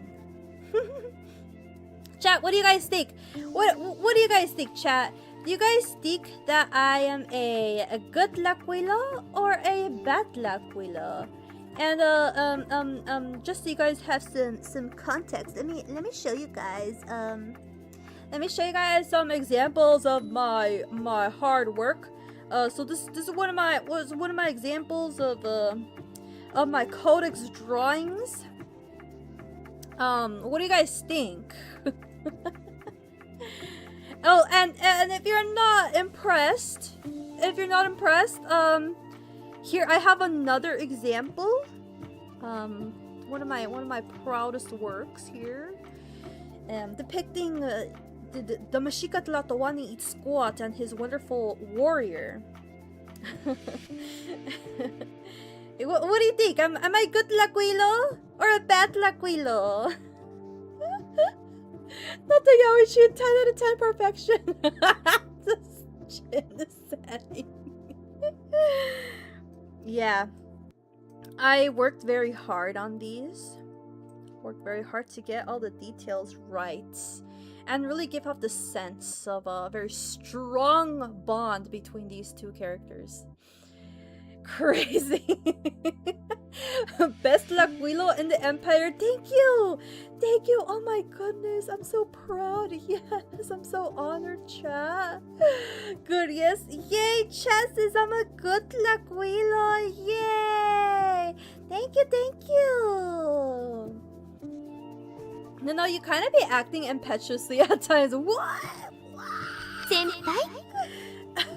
Mega Blaziken, thank you for the follow. Thank you. Welcome to the stream. Okay, chat, but don't be snitching on me, please. Don't tell my boss, okay? Don't tell my boss, por favor, por favor. Okay, well, I think most of chat has deemed me as a good luck willow, and that's enough for me. That's enough for me. I'm a good luck willow. Yay! God is drawing her own meso fanfic. Hello, HR. How dare. Alright. Now that we have covered how the codices were made, it's time to ask, how were they used? As mentioned before, the codices preserved information of all types. Here we can see a few examples. Genealogy was extensively recorded in order to legitimize one's claim to power via bloodlines. Tribute was detailed across countless manuscripts to keep conquered cities in check. Ancient tales were preserved which were then reenacted by dedicated performers and storytellers. And sacred knowledge about the gods were elaborated across colorful pages which priests referred to for various rituals and divinations. And that's just to name a few. Now, do note the two pictures with an asterisk. These are taken from the colonial codices, produced after the conquest, but I included them here as visual examples of how such information was recorded in their pre-Hispanic counterparts. So, capiche? Capiche? Capiche? Codices were generally preserved. Let me do that one more time. Codices were generally reserved for the nobility, away from the common folk. Knowledge is power, after all. When they weren't archived away in the Amoshkali, codices were spread out and displayed on interior walls of houses, as if they were mural art. It's one of the unique advantages of their screenfold nature. Not only that, this format enabled non-linear study. A reader could choose to display a select range of pages, they could observe the beginning and end of the codex at the same time, or even flip through it like a modern book. Pictorial contents were meant to be read aloud by trained specialists, known as tlamatinime, which translates to wise people. The singular form of the word is tlamatini. These wise people consisted of priests, doctors, administrators, teachers, and much more. As such, readings vary depending on the codex contents and the person reading it. Additionally, as was often the case with historical and religious tales, codices served more as a storyboard, providing a solid foundation yet open for interpretation. Ooh, hi. Do you think we have a forged script where someone lied about their genealogy to have a right to power and there's a way for us to know? Potentially, but you'd get clapped, bro. You'd get clapped. Tlamatini Wiseman. You know, they actually refer to wise people. Did I say wise men? If I said wise men, that is incorrect. They were known as wise people. So, let's see, known as tlamatinime, which translates to wise people. Yeah, even though tlacuilo, when you listen to the word in a Spanish context, it sounds like it's referring to a male, like a male role. Like, oh yeah, that's a tlacuilo and a tlacuila. But such a concept didn't exist for the Nahua people. Tlacuilo can refer to both male and female. It's like calling someone a doctor. You don't call someone a doctress, you know? It's, I mean, I know English has some gendered words, but for Nahuatl, that wasn't necessarily the case. Yes, hello, I am here. Hi, Sonny, welcome. I just use men as people, but anybody applies. Yeah, you know, I kind of defaulted to wise men. When I was writing the script, I was closest putting wise men. But I feel like if I were to put wise men, it could be lost in the translation as, you know, just the men were allowed to, you know, to have such a role. But that was not the case. There were both male and female wise people in Mesoamerica. Doctress sounds kind of wild though. Honestly, yeah, it does. Homo sapien also means wise people.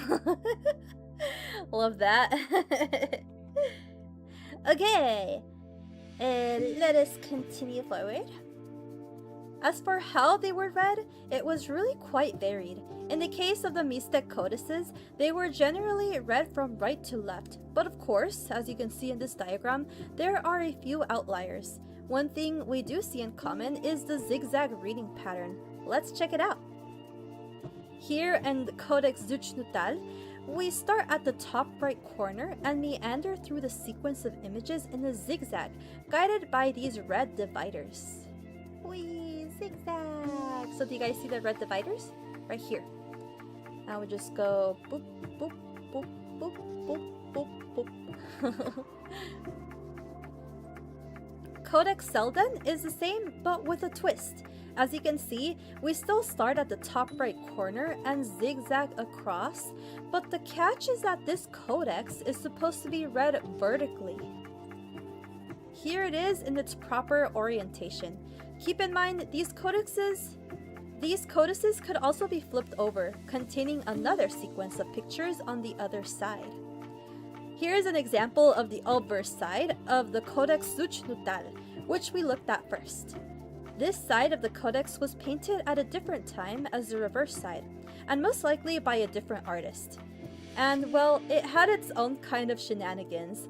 Was this the original style, or an artist wanting to be experimental? Sadly, we really don't have enough surviving manuscripts to suggest a definitive norm. Which leads us to our next question. What happened to them? The red line were like channels. Yeah, I guess so. But yeah, I like looping through them. Whee! Zigzag, zigzag, zigzag. This one in particular though, I actually got this from my copy of, well, this is actually a copy from the library. I borrowed this book from the local library. And yeah, I was looking at this and I was like, what the heck happened here? Like, what the heck happened here, brother? Because I start here from the corner and then I have a dead end, and now we're coming here from the top, and I'm like, what is going on? What is happening? But like I said, we don't have enough manuscripts to really suggest what the norm was for them. Because here, like if we take a closer look at these examples, here in Colombino Becker, you start at the top, the bottom left. So you're going left to right. But see, it's still that zigzag pattern.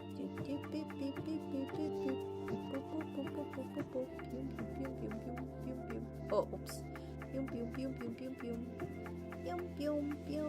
Yeah, this one's kind of crazy because the zigzag spans like the entire 2 pages.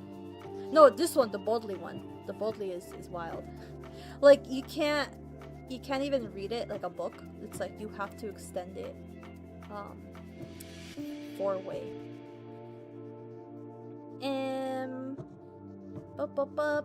A library that has codices, I'm sure that's a pretty neat job to take care of those. Yeah, right?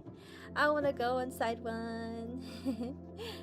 It reminds you a lot of Bostrophotum writing you see in alphabetic scripts now and then. Oh, that's exactly what it's called. I just chose zigzag because Bostrophotum writing, I don't know, I'm not familiar with the vocabulary of Bostrophotum, so I was like, I'm just gonna use zigzag because like that makes more sense to me. The words flow like a river. Yeah, to me, they flow like a snake. Like a snake, you see that? Slither, slither, slither. But yeah, very cool, very cool. I love looking at these codices. Okay, so what happened to the codices? Shortly after the conquest, the Spanish conducted mass burnings of these manuscripts. This is probably one of the largest destructions of knowledge ever recorded. Ages of history, science, religion, medicine, and philosophy were incinerated. This was all under the pretense of dismantling so-called idolatry and furthering the Spanish efforts to convert the indigenous people to Christianity. But in reality, the burnings were systematic, aimed at weakening indigenous power by erasing their culture and history. And let's see here. Old man Tis house phone. Welcome to the stream. Thank you for the follow. Welcome. When the Spanish nation strike. No. Yeah, I believe this picture is from the Florentine Codex. I believe. I may be wrong. Yeah, and it just shows kind of like a symbol of what they thought they were doing. They thought they were killing idolatry, but you know, we lost a lot more than quote-unquote idols. Luckily, not all was lost. Though only a select few pre-Hispanic codices remain, many documents were recreated during the colonial period. Remember I mentioned how some codices served more as a storyboard? This is because Tlamatinime and Tlaquiloque had conducted such knowledge to memory. Losing a codex was just one half of a puzzle, and indigenous scribes took great efforts to reconstruct them. This was done under Spanish rule and supervision, which was less than ideal, but it's thanks to these efforts. Oh my gosh. I keep on filming. Okay. This was done under Spanish rule and supervision, which was less than ideal, but it's thanks to these efforts that we can sit here today and talk about such things. Here on this slide, I have an example of a pre-Hispanic codex on the left and a colonial codex on the right. Can you point out the differences between the two? Efforts. Okay, let me zoom in a bit. Can you guys point out some differences between pre-Hispanic codices and colonial codices? Take a look, take a look. Okay, those differences are insane, right? Right one is less colorful. Yeah, it is less colorful. Oh, the difference is painful to look at. Oh, yeah. The right one looks more simplistic. Okay, okay. Any other notes? Any other notes? Remember we spoke about the artistic style of the pre-Hispanic codices. Do you see them reflected in the colonial codices, or what differences do you guys see? I'm just glad that we got to see great extant examples of pre-Spanish codices. Also, major difference, the later ones used white paper. Okay, that's a good note. Yeah, white paper. Yeah, you can kind of tell by the like the picture that this has book binding, not screenfold binding. Kisses that directional. We drew a third line at a right angle to the other two. Loses that. It's very much yeah, the right one is more focused on direct communication rather than sort of the interpretation / artistic expression. Peak stream. Thank you, Prof. Again, simplistic, yet the information is laid in Spanish to give context and accessibility to the reader. Yeah, that's a very good note too. We see the addition of Spanish glosses here. Okay, any last comments before I point out some of the major differences? There's also Latin script. Yep, there is Latin script. More simplistic. Yep. Okay, so let me point out some of the differences. Okay, so the main differences are the addition of Spanish glosses using a phonetic alphabet, depth of field noted by the 3D perspective of the temple, human figures having slightly more realistic proportions, rendering clothing folds, and book binding. So let me zoom in here a bit more. So yeah, notice the clothing folds. You would not see that in the pre-Hispanic versions. Look how flat they were.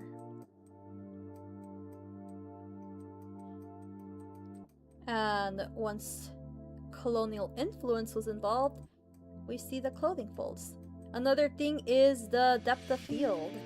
Trying to add 3D form onto a 2D surface, whereas the pre-Hispanic ones, they didn't bother with 3D perspective. We see the Spanish glosses. And also notice that here, Moctezuma is gazing forward. And in the pre-Hispanic versions, they're always gazing to the side. So yeah, those are just some Moctezuma just chilling. You do be chilling. But yeah, those are just some of the differences between the two styles. But despite the differences, Mesoamerican writing style persisted, just now with a bit of Spanish flair. We can talk about the colonial codices in the future, but for now, which pre-Hispanic codices remain? Let's check them out. The surviving codices can be divided into 3 groups. First, we have the ritual codices, commonly referred to as the Borgia group. These codices were religious in nature, containing depictions of gods, rituals, and the sacred calendar. They are painted in a similar style as our next group, the Mixtec histories. These codices detail the local history of the New Savi people, aka the Mixtec. It covers royal genealogies and important historical figures like 8-deer jaguar claw. Lastly, we have the Mayan codices, which, like the Borgia group, were religious and divinatory in nature. They depicted gods and the sacred calendar. Also note the distinct art style and glyphs in comparison to the Aztec Codices. Now let's review all of them. The ritual group consists of 5 to 6 codices. We have Codex Borgia, Codex Cospi, Codex Vtuber, Codex Laud, Codex Vaticanus B, and Mexican manuscript number 20.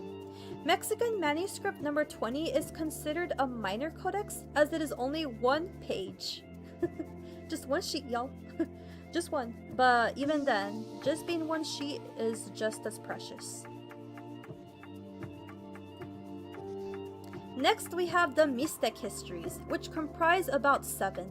I say about because not all sources agree on the groupings, but here are the most notable ones.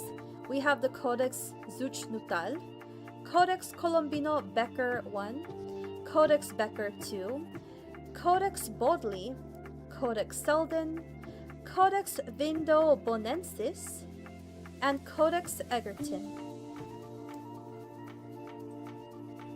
Finally, we have the Maya Codices, which comprise of 4 documents. We have Codex Paris, Codex Dresden, Codex Madrid, and Maya Codex of Mexico. Listing them all out, it really is tragic to see that these are our only surviving manuscripts. And the reason these survived is because they were taken to Europe to be collected by foreigners. It's actually how most of these codices obtained their modern names. They were named after the ones who owned the manuscript. Codex Borgia, for example, was named after Cardinal Stefano Borgia, who collected the document for his museum. But before Stefano, the owners of the Codex Borgia were not so kind. The sacred document was used as a plaything for children, and it's how one of its pages was burned away. Sadly, this sort of neglect was common for the other manuscripts as well. Today, there are efforts to detach the codices from such names and instead bestow them with a name that denotes the original culture and purpose. The new name for Codex Borgia is Codex Yowali Eekak. So yeah, I'm used to saying Codex Borgia, but I will make efforts to change that and just name it Codex Yowali. Codex Yowali Eekak, or just Codex Yowali. And I'm zooming in here to show you guys the piece of the manuscript that was burned away. And yeah, it is very tragic when I read the history of some of these codices. It's so like devastating to hear how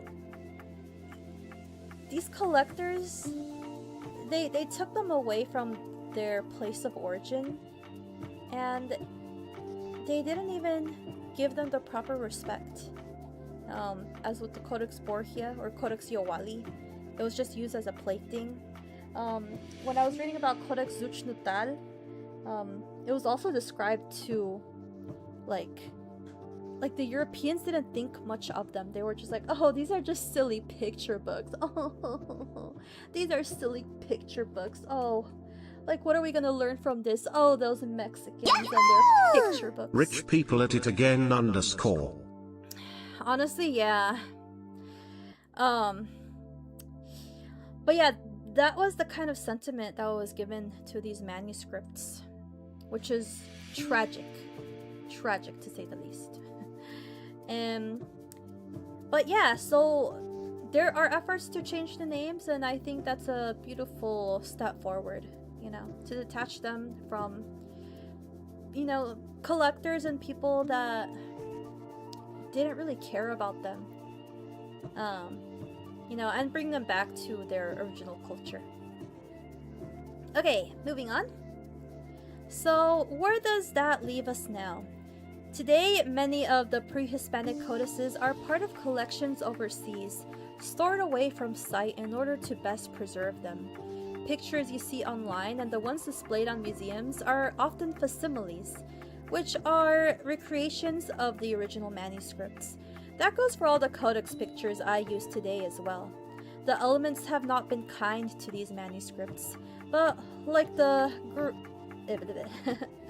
but like our great ancestors, we can do our efforts to preserve their knowledge and beauty in our hearts. And that, my friends, we have reached the end. Given it back Europe, honestly, yeah. And with that, my friends, we have reached the end of the Codex lesson. Do y'all have any questions? I hope you guys enjoyed it. So they remain stolen. Yeah. Not all of them. Some of them have been given back to Mexico, which is great. The hope and the goal is that one day they will all return to their designated homeland. They burn your codex. Oh yeah, you know, my codices weren't burned by the Spanish. Mine were burned by Itzcoat. But there's a key difference between Itzcoat and the Spanish. Itzcoat, he just wanted to like revamp his own history, like the history of his own people, which he deemed it very humiliating. So he was like, yeah, like I don't want to associate with that. So he rewrote he ordered the writing of the codices, in particular his own people's. And the difference between that and the Spaniards, of course, is that the Spaniards, their goal was just to erase it completely, not even to rewrite it. Are you of native descent? Me? Yeah. I mean, if I were to say I'm not, I think that'd be very disrespectful to the ancestors. I have no doubt that I have a native descent. I just don't know exactly what that descent is. I have ideas. I'm pretty sure it's Nawa, but I have not yet confirmed for myself.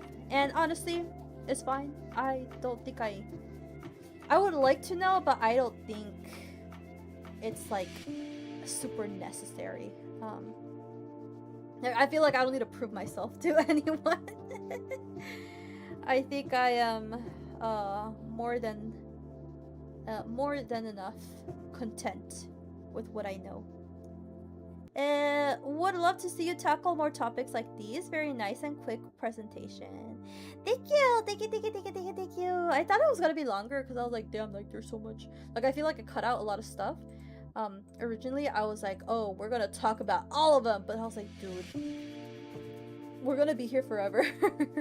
So I think we could do a separate video where we just list out all the codices and their details and history, because I feel like if I would have started with that, like if I would have included it in this lesson, it would have been too long. If I would have started with that, then you guys would have missed out on like the context behind all of them.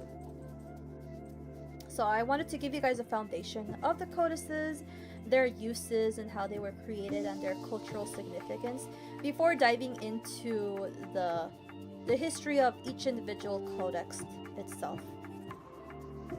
I wonder how things would have turned out if it was the English or Dutch to discover the Aztec. I mean, we saw what the English did to the native people of North America, so yeah, no. I would not like to see that. I don't know about the Dutch though.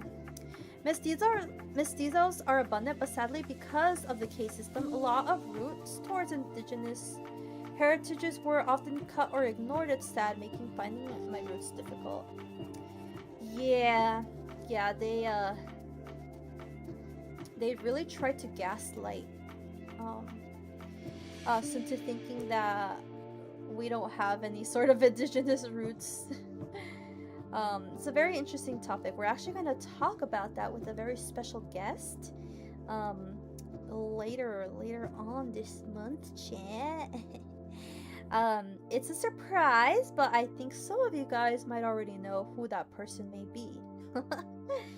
But you guys will find out on Sunday. Who that person is.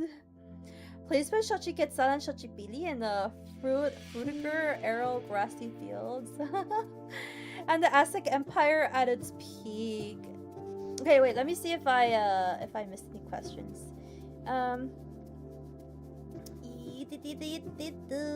Eres Chaaya, ¿sí de simple?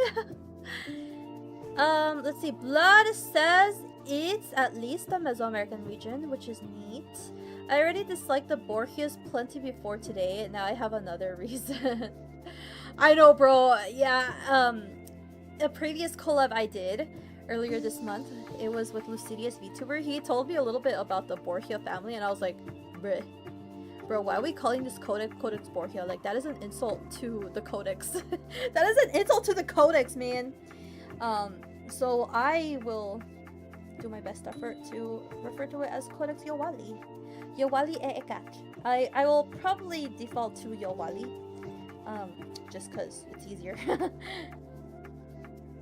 If you could travel back into the Aztec Empire, what would you do? What would I do? I would be at Tlaquilo.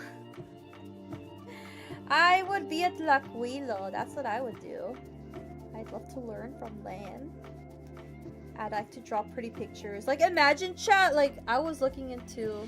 We talked about, the roles of the Tlaquilo and how important they were and how it was a prestigious role. So for me, it's like, damn, like, imagine living in a society that actually cares about artists, you know? That actually cares about artists. I feel like that was the Aztec society. Because the writing system was based on pictorial imagery, like, they actually gave a shit about artists. Like, and they had murals all over the place, so... Yeah. Imagine a society like that. Yeah, nowadays, it's, I don't know, I see, like, a lot of hate towards artists, and I'm like, why? What did we do? What did we freaking do? Let's see here. Let's see if I missed any other questions. Even if someone is white as paper, you can still have native ancestry since so many generations mixed. Yeah, remember in Mexico, indigenous identity is covered by the right of self-identification. So as long as you identify yourself as indigenous, you are indigenous. Oh, interesting. Cool. That's good to know.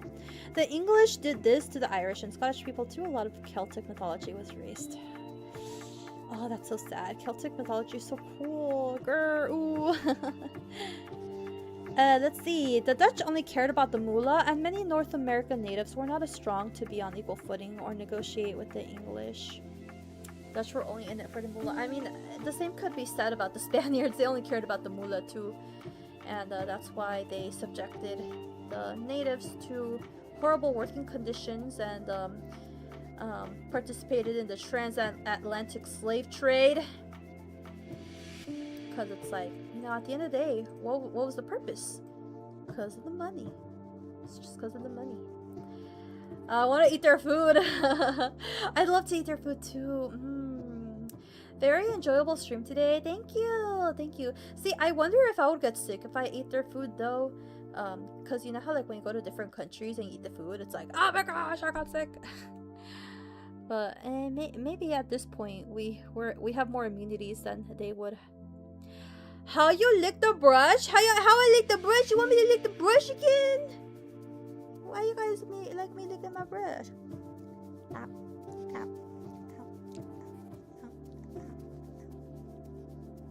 ow, ow. I can't imagine it. You saw similar examples of absolute destruction versus intermixing in places with less population. That's in like South America. Oh. Our home for reals. Very informative stream indeed. I'm glad you enjoyed it. Even today, culture is still being eradicated by others. Yeah, with Chaaya, we live in a society. Jill, what would the writing script would have looked like during the days of Teotihuacan?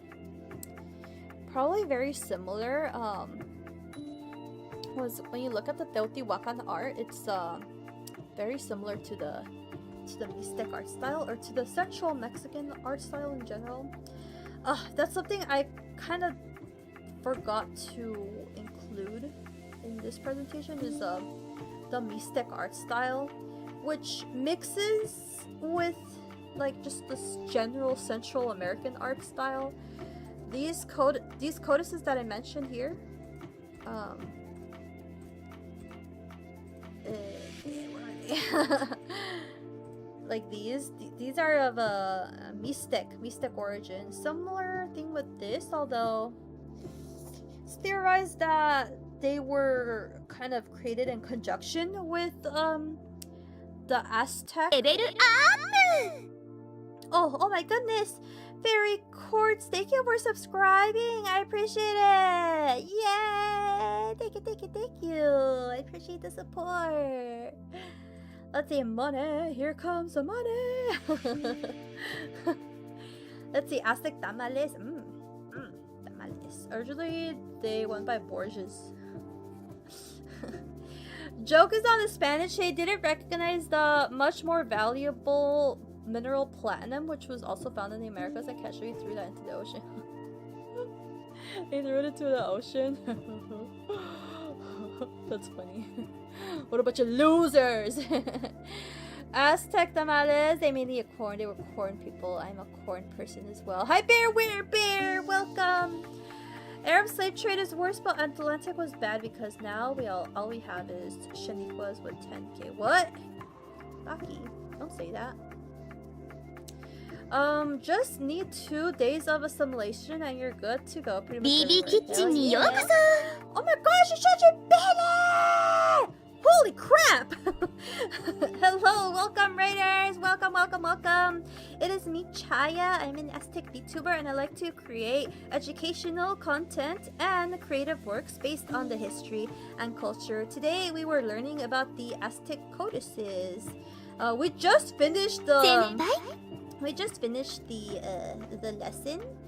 But yeah, we learned a lot about them. We learned about how they were made. We learned about who made them, like the Tlacuilo here. And honestly, if I lived in the Aztec times, I would be at Tlacuilo for sure.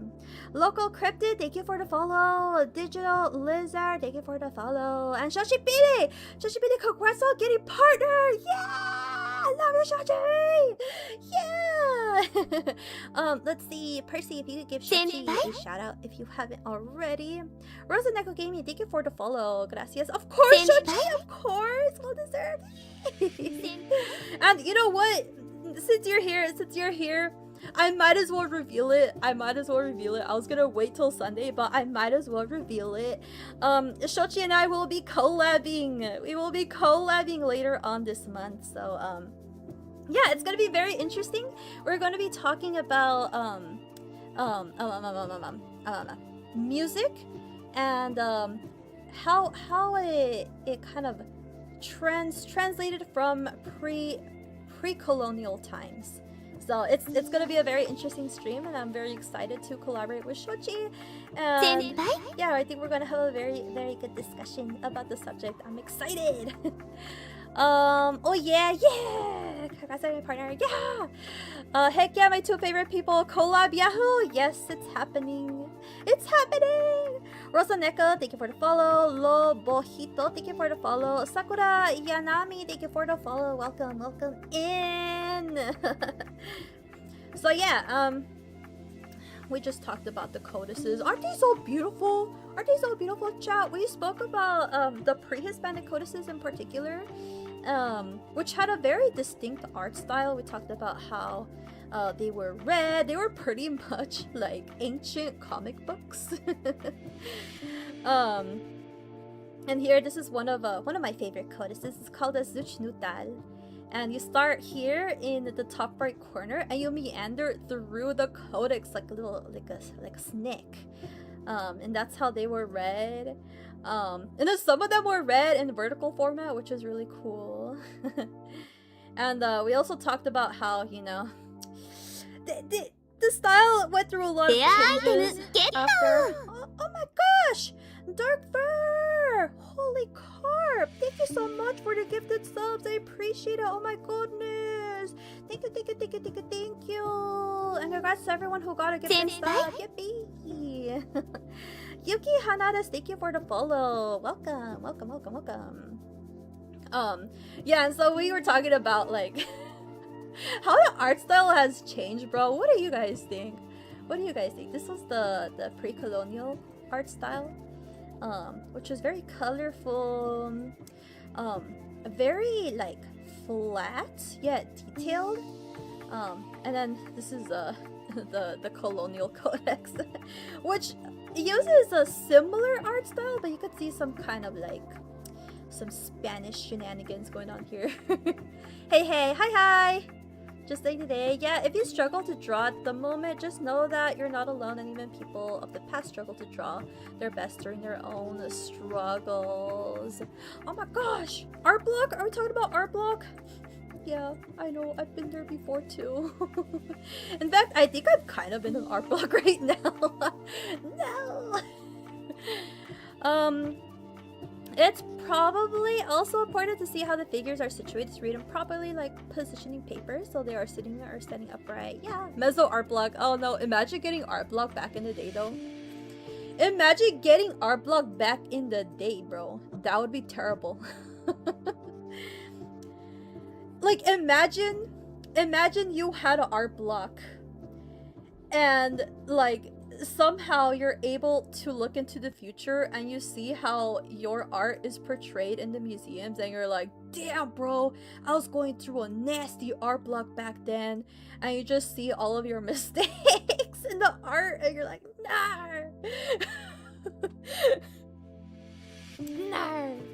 Yo siempre he encontrado ese arte fascinante y confuso de interpretar a la vez. Sí lo es. I will give you that. It is very hard to interpret the codices for the simple fact that the imagery that they utilize is a mix of they achieve different things. So in the beginning I talked about how they're made up of pictograms, which are direct presentations of like actions or objects. So like right here, this is like a direct presentation of someone getting their nose pierced. So, but like slay.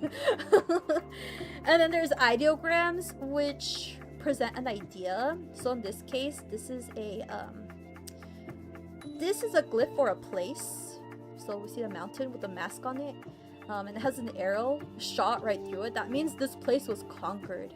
So the ideogram presents an idea. And then the hardest ones are the phonetic signs, which like they just say how the word, or they present how the word was pronounced. So like with Six Monkey, it's like not Six Monkeys, it's just her name is Six Monkey. These are the hardest to decipher because even to this day it's like, bro, like what part of this is phonetic and what part of this is ideographic? It's very tricky, chat. It's very tricky, but a trained eye can pick up on these details. Poor ancestors. So when will we sacrifice someone to the sun? God, pull out their heart. Joke, I know they were good people. I don't know. You wanna volunteer, Fire Dragon? Come here.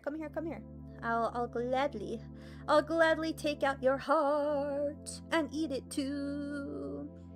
And turn you into spaghetti. Bird is the word, Chaaya. Lol. But yeah, Buggetti. Yeah, I'll eat your heart first though. Wait, I thought we'd cover the Mexican flag in the stream because it also has Aztec script on it. I mean, we could talk about it maybe when we dive into the Mesoamerican writing system. That's my struggle with some of these lessons, is that like, I'm like, bro, there's so much information. There's so much information, chat. And like oftentimes I'm like, bro, like I'm gonna keep them here forever, so I might as well like trim it down a little bit. So yeah, we could talk about the Mesoamerican writing system in the future. I love the dogs. They look like white dogs' head. Oh, the little doggos?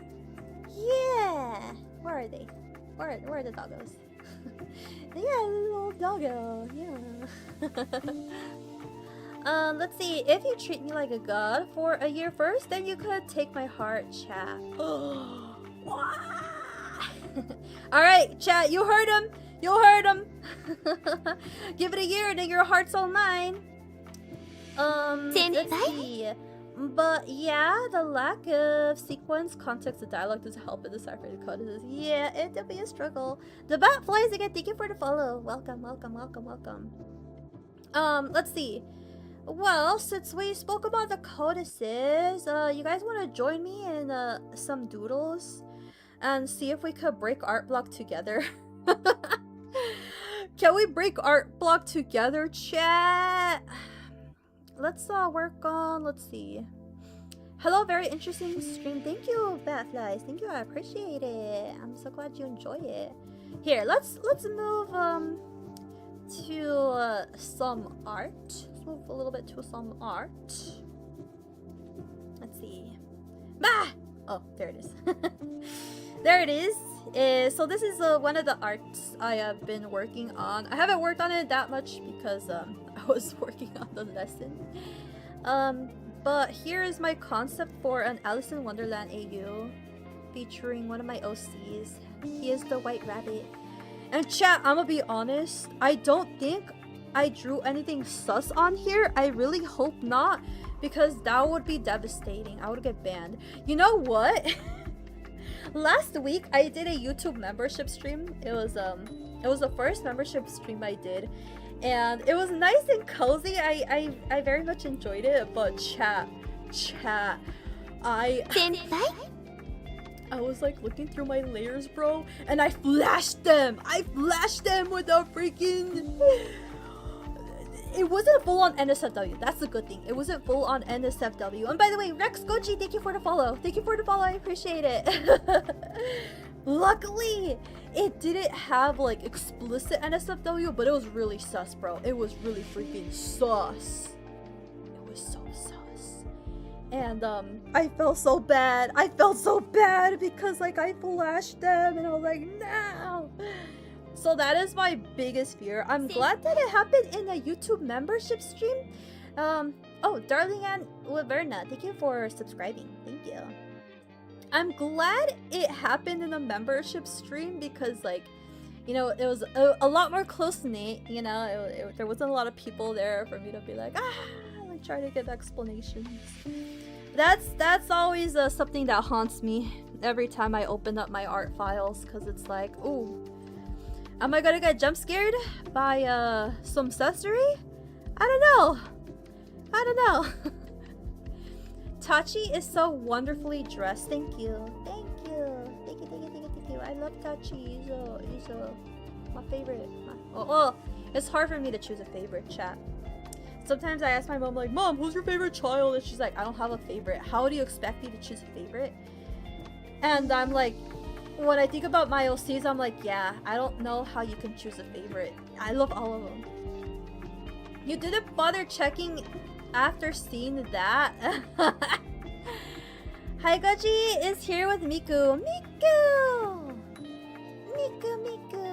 I'm gonna give you a heart. Proceed to give a dragon's heart. Oh, you mean my heart? Oh, not mine. I mean, I'll take the dragon heart too, to be honest. I'll take it. Fun fact, women who died in childbirth in the Aztec Empire were treated as warrior and were believed to give the same placement as warriors of war. Oh yeah, they did. You know what else they would do?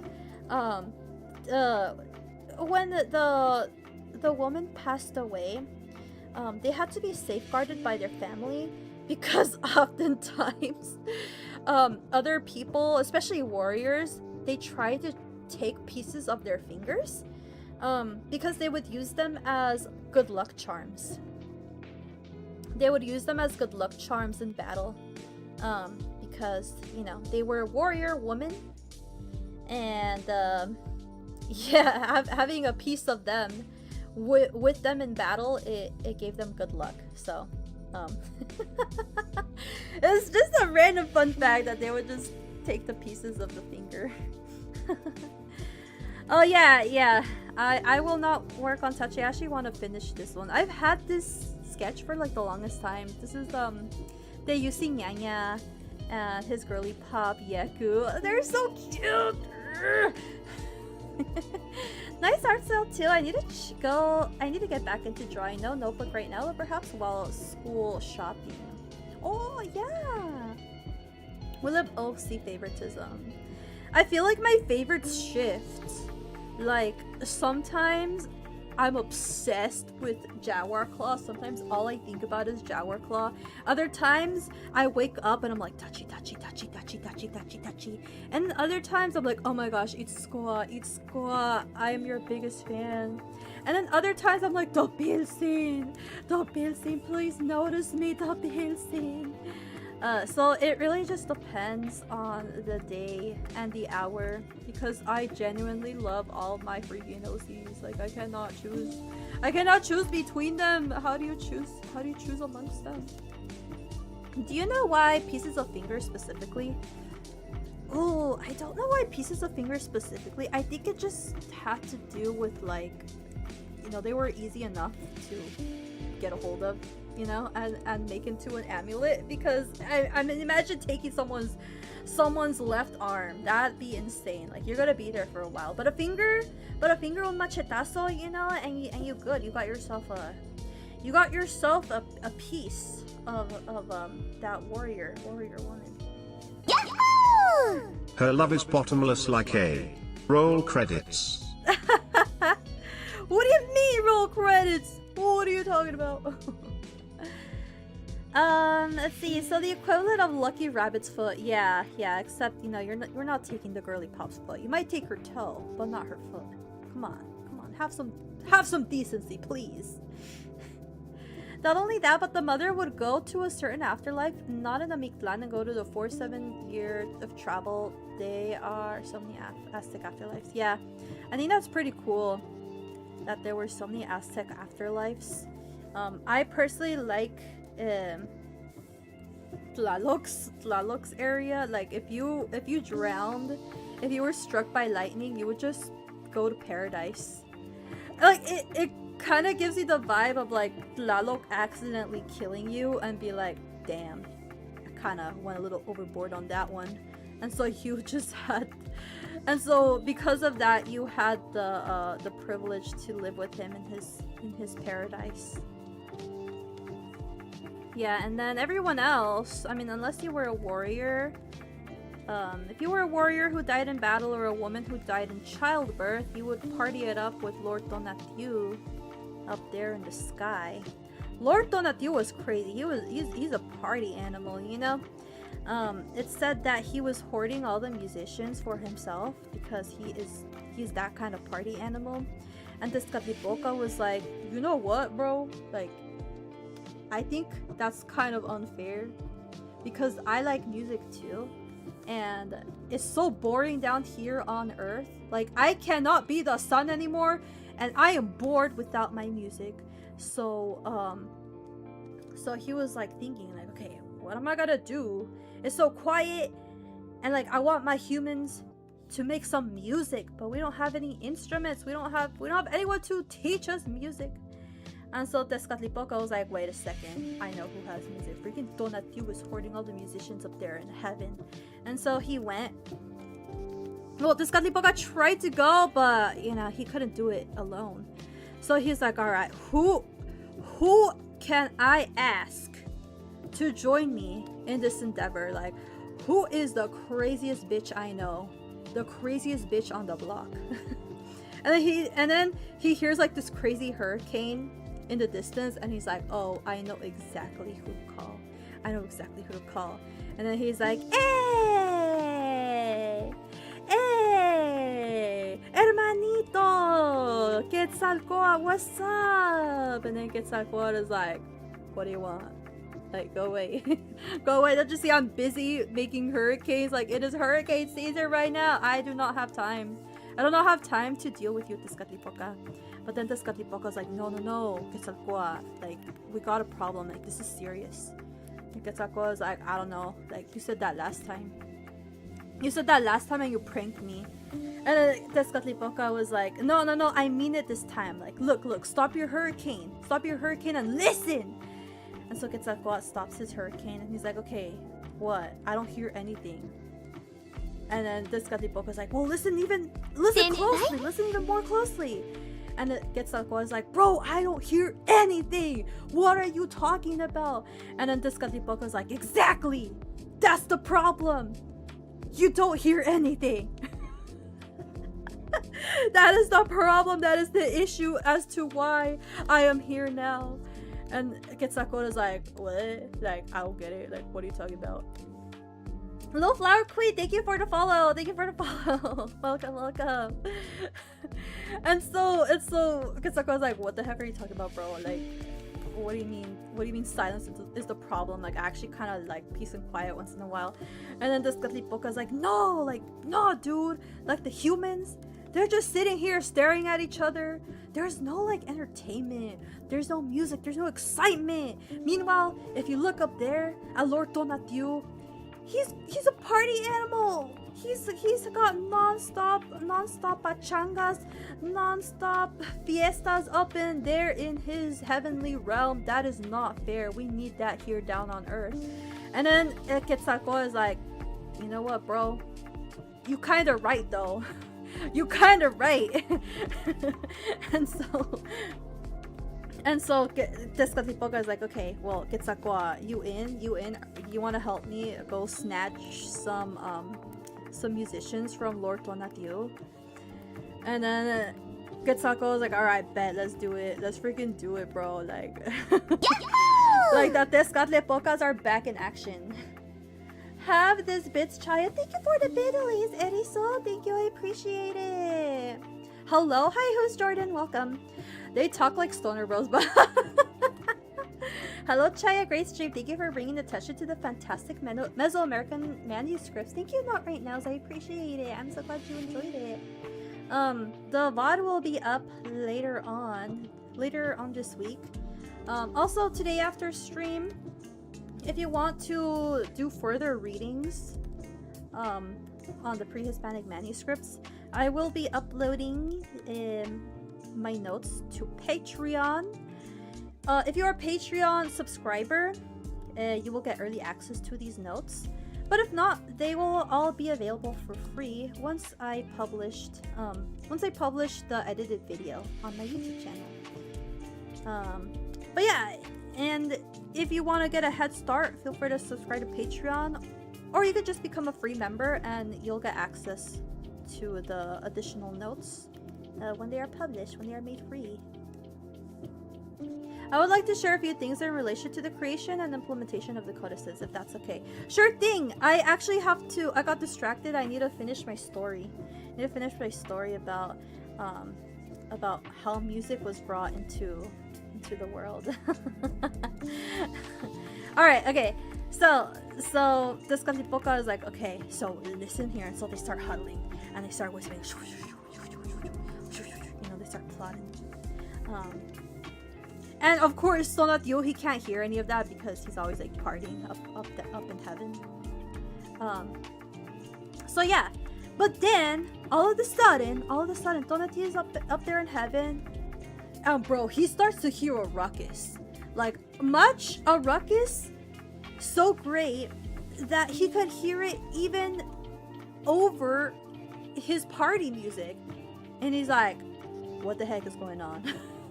Tonatiuh is like, hello, like, who the hell is messing up my groove right now? And so Tonatiuh, he like peeks down to the earth and he noticed that Quetzalcoatl, bro, he's kicking up a storm, like a crazy storm, and the Masehuales, they're crying and they're screaming like, help us, because Quetzalcoatl is bullying everyone with this freaking hurricane that got cranked up to 11. And then Tonatiuh was like, damn, that's crazy. And he's like, oh, like, and he gets distracted, right? He gets distracted because he hears the Masehuales and he's like, damn, I feel kind of bad. Like, well, what do I do? Like, what do I freaking do? In the meantime, this Tezcatlipoca starts to sneak his way in. He starts to sneak his way into the heavenly realm. And yeah, he makes his way inside, and then right as he is about to snatch some of the wait, I think I missed the part, chat. I'm sorry, I think I missed the part. I think first it's Quetzalcoatl flies to heaven with the Scatlipoca. But Tonatiuh notices that they're coming, and then he's like, bro, get out of here.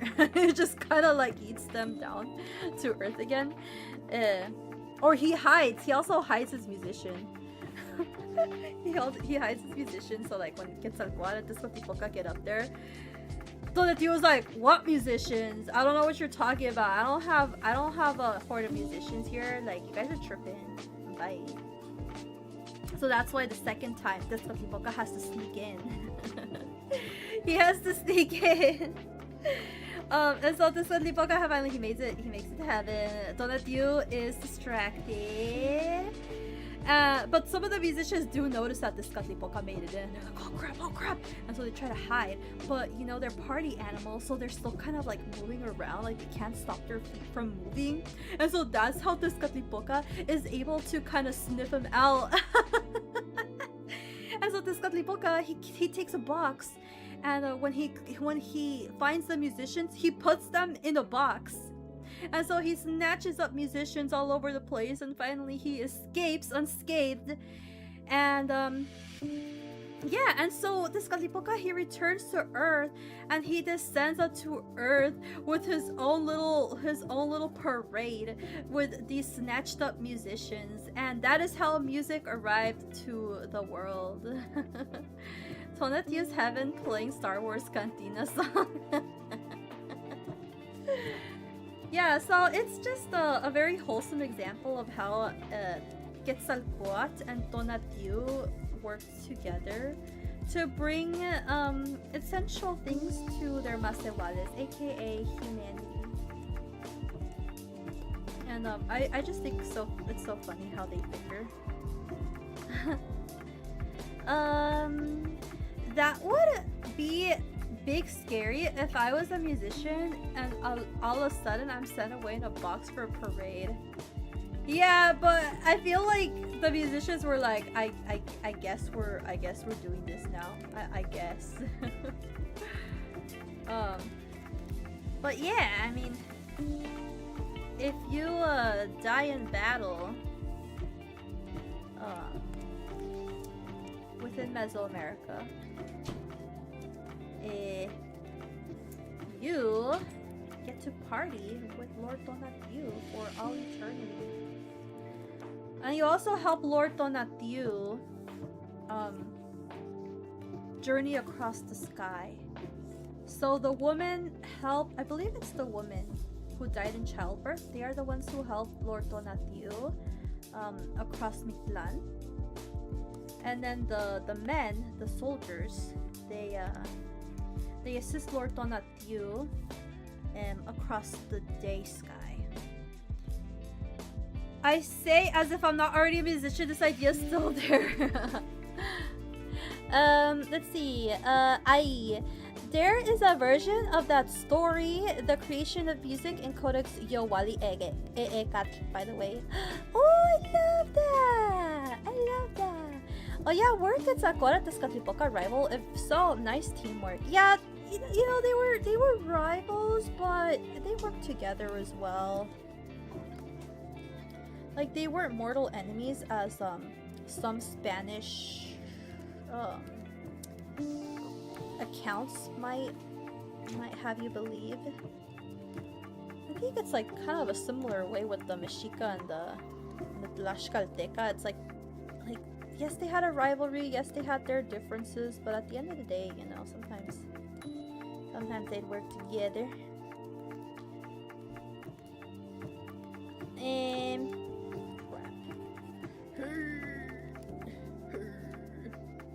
Yeah, so this drawing, it's based off of this, let's see if I can find it. It's based off of this template. It's the will kill you, will also kill you. And so here we have Lord Aether and his girly pup. I forgot her name. Six monkey. Six monkey. As you alluded to, the materials the codex was composed of, including amate tree fibers or animal hides, were highly valuable and very sacred in their own right. Wait, chat! I remember I was supposed to show you guys that one YouTube video. You guys want to watch it? Let's watch it. Let's watch it together. The one where they make the amate paper. Let me show you guys. Chat. Un momentito, por favor, para que puedan ver aquí cómo se creaba, cómo hacían el papel amate, chat. A ver, les quiero mostrar aquí cómo se hacía y cómo se sigue haciendo en México. Oh.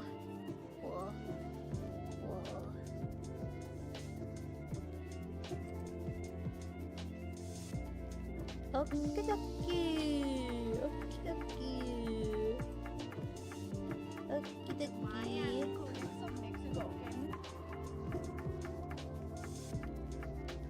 Alright.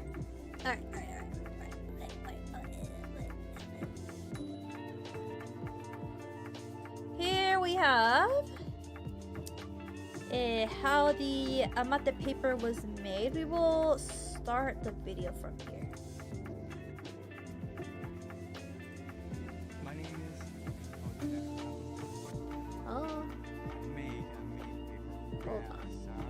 I started working with made paper when I was 6 or 7 years old. The first thing I did was help my parents. Nowadays, we are the 4th generation to make anime. Oh crap, this is auto dub. Ew, gross. Gross. Don't do that. Don't auto dub, please. Don't do that. Mi nombre es José Daniel Santos de la Puerta. Me dedico a elaborar las artesanías de papel amate. Empecé a trabajar en el papel amate a la edad de 6 o 7 años. Lo primero que yo hacía era ayudarle a mis papás.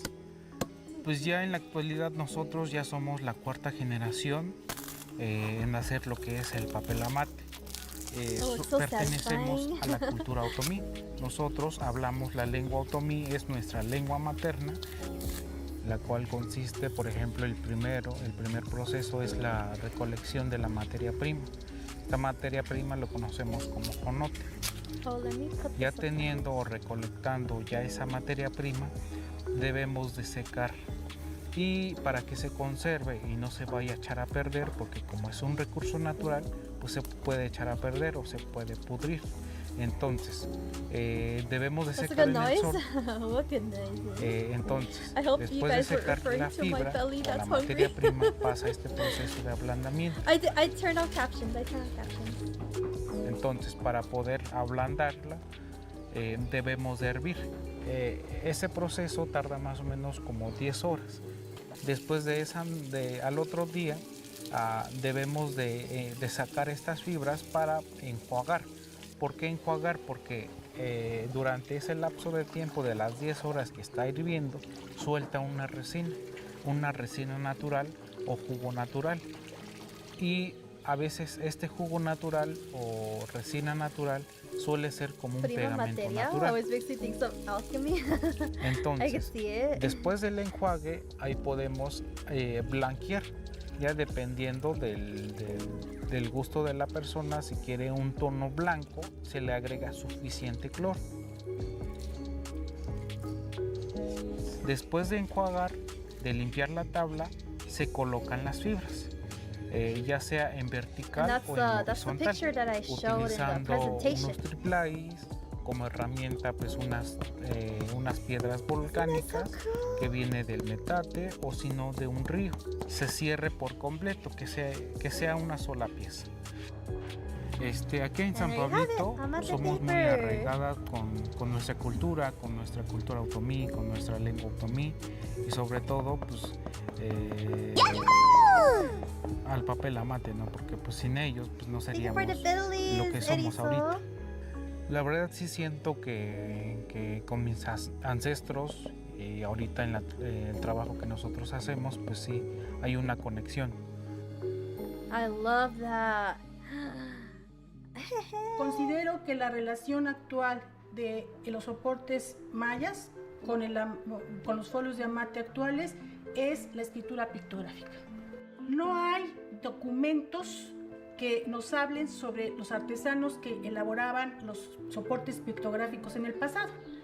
Los 3 investigadores botánicos que participamos en el estudio asumimos que debieron ser forzosamente artesanos perfectamente capacitados en esta tarea, que además la aprendieron de generación en generación y que en Mesoamérica fueron altamente valorados. El sentimiento de lograr autentificar el Códice Maya de México es lo mejor que me ha pasado en 40 años que llevo como investigador en el INA. La ilusión que tenía es que al final de la incorporación de todos los estudios resultara que era verdadero, como ocurrió. Beautiful, beautiful.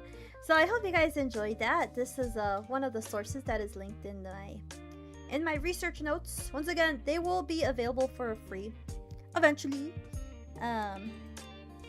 Once I publish the YouTube video, they will become available.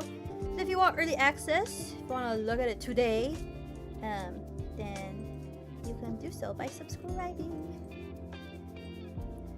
I'm so happy to see this video because I feel it answered half of my questions. I'm so glad you enjoyed it. Yeah, same here. I was like, throughout this research journey, I was like, damn, like I know nothing. I know nothing about how this stuff was made. I'm so glad that these videos exist because I learned, and now you guys learn. Yay, we learn together. The sad part is that this culture is slowly dying, but at least it's getting archived. Not with that attitude. Not with that attitude. I don't think it's dying. I don't think so. At least not with the current efforts that I am seeing.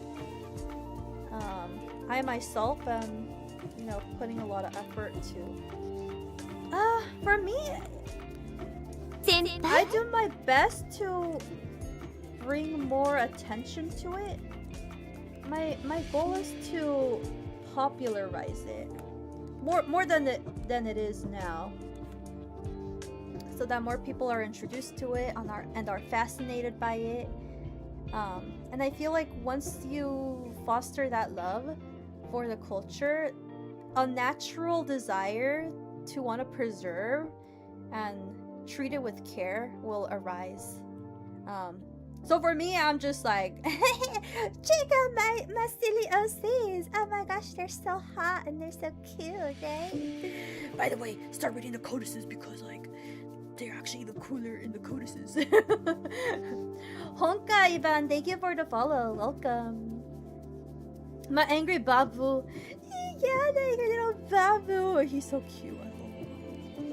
He's so handsome. He's so handsome. That fair cochino. Not without me putting up a fight too. Exactly. It's a combined effort. We gotta be optimistic and preserve the methods and knowledge that we have. Exactly. And I have faith. That things will get better. Hi, first time here. Welcome, Hannah. Welcome in. Sorry, I was burping. We're just doodling here. We just finished our lesson about the Prehispanic Codices. Right now I'm drawing one of my favorite characters, Lord Eight-Deer Jaguar Claw. One of the most prominent figures in Mesoamerican history, aka the Mystic. And excuse me while I open up the reference picture, my own reference picture of him, because I already forgot how to draw him. Oh my gosh, I can't hold all these OCs, chat. Oh god, I can't hold them all. Help. Hello, all about semantics. Can I call you Sam? The reason I follow you is because of my growing interest in Mesoamerica and pre-Columbian history in general. I appreciate the post you shared on Twitter about what's happening with Chaco Canyon. Thank you. I'm so glad. That that you found me and that I was able to share about Chaco Canyon with you all. Chaco Canyon should be preserved, and I did see a lot of people use their voices to speak up for Chaco Canyon, so I thought that was beautiful. Thank you. It's a combined effort, chat. It's a combined effort.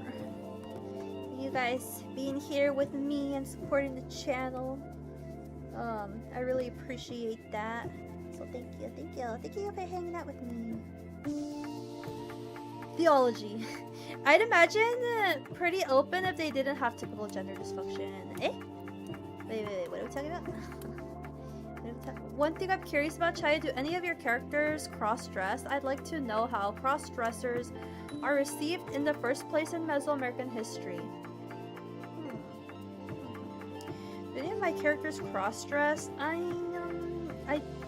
do have one, although they're not a prominent character. I just kind of tribute to our space deity. Oh, thank you, Bingaria. Thank you. I really appreciate it. A little bit of tribute for our space deity. Thank you. That's so sweet. Thank you. I appreciate it. Here, let me show you my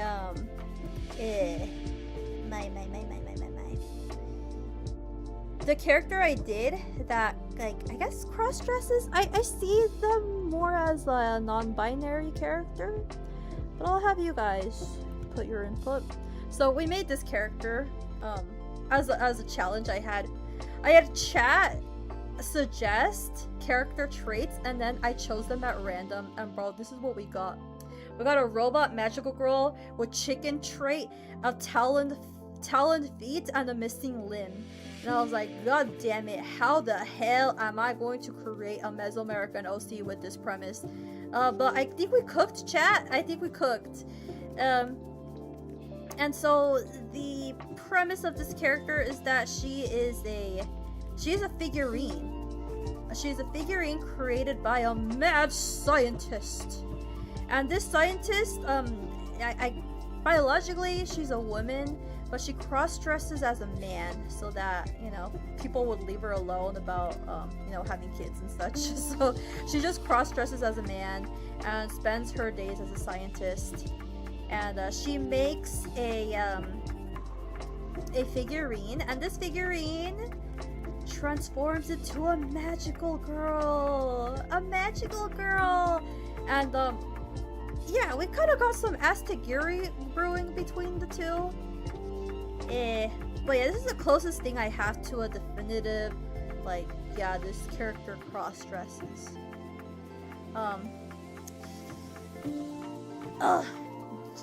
Jaguar Claw, he doesn't cross-dress. But I think he's like closest second to a character that I feel pushes a little bit of the gender norms. For him, I mean, he's never like, I'm a girl or anything.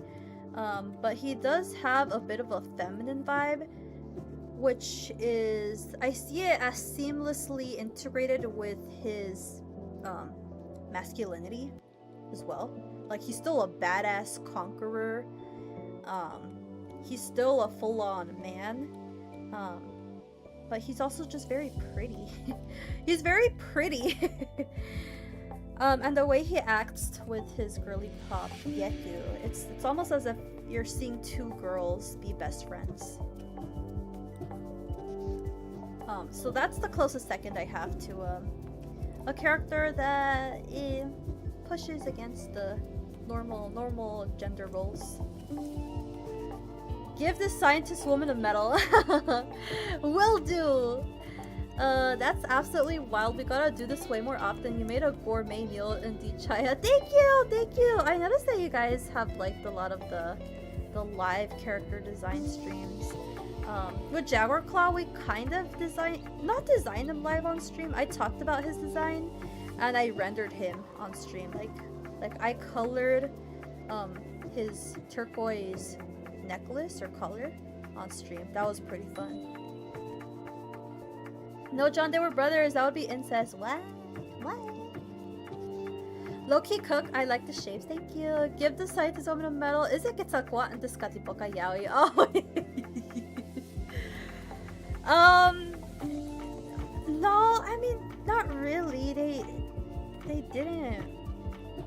Like in all the codices, there's no implication of them having any sort of romantic interest between each other.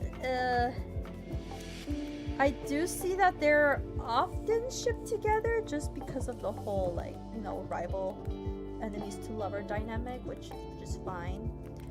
Are they siblings? You know, that actually depends on the codex and the source that you're referring to. And in some cases, they're just rivals. In other cases, they are siblings. It really varies from source to source. And another example of this sort of variation we can see with Tlaloc and Chalchiutlicue. In some cases, they are a married couple. In other cases, they are brother and sister. Both are technically correct. And it really just depends on interpretation. Yeah. And at the end of the day, they are gods.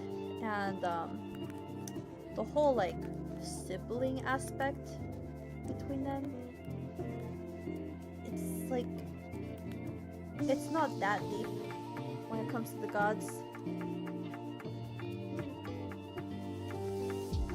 He's married with a woman. Ooh. The yaoi is Chaaya's contribution? Hell yeah. Was it one of 8 Year's lovers? His older half-sister? Might be wrong, but I thought I heard about it. I think it was his niece. Yeah, bro married, family. Yeah, he married into family. But keep in mind, he was freaking crazy, and him marrying into family for close relatives, it didn't have to do with him just being a weirdo. It had to do with the fact that he was very ambitious. He was very ambitious, and he wanted power. He wanted to dominate the entire Mixteca regions, even if it meant marrying his own family. It was all a means to consolidate his power. And it's funny, bro didn't get married until he was 40 years old. Like, he was like, I don't need no girly pop right now. I only like Yaku. But anyone else, don't even talk to me. Do not even talk to me. Like, I am a busy man. I am trying to conquer the world. I have no time for girly pops right now. So, which is honestly slay. Slay. That's one of the reasons why I also portray him as like there's no doubt that he is a full-on man, but he's not like a, it's weird to say like he's not hashtag like other men. But I think he doesn't focus on a lot of things that traditionally, you know, a man during that time would be interested in. Like, he did not care too much about settling down with a lady or frolicking with girlies. He was just like, I have a mission. I have a mission, and that is to take over the world. And maybe, then maybe, the love of my life, Yaku, will actually notice me. So incest is pretty good, much beyond them in terms of biology. Yeah, he just wanted power. It wasn't about, you know, be like, ooh, my sister's kind of cute. Like, no. It wasn't about that. It wasn't about that. That'd be crazy.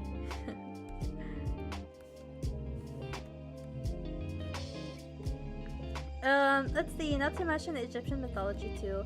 More god incest like the ancient Greeks. I've played these games before. Power Riches, yeah. The best yaoi couple in Chaaya's LCs is Shupapalo and Itzkwa. Hell yeah. I mean, I think they're the only Aztec yaoi I have. They're the only Aztec yaoi. I mean, technically, Jaguar Claw and Yeku, they are, they're a hetero couple, but I like to tease them as a Yuri couple. Because really, the way they act towards each other is like two girls. Two girls who like love each other, but also are kind of doomed to hate each other, and like they're frustrated with each other because it's like, God damn it, can we just be together? Oh crap. You know, the arm is being a little funky. Chaaya channeling Gwen Stefani. I'm just a girl. Just a girl.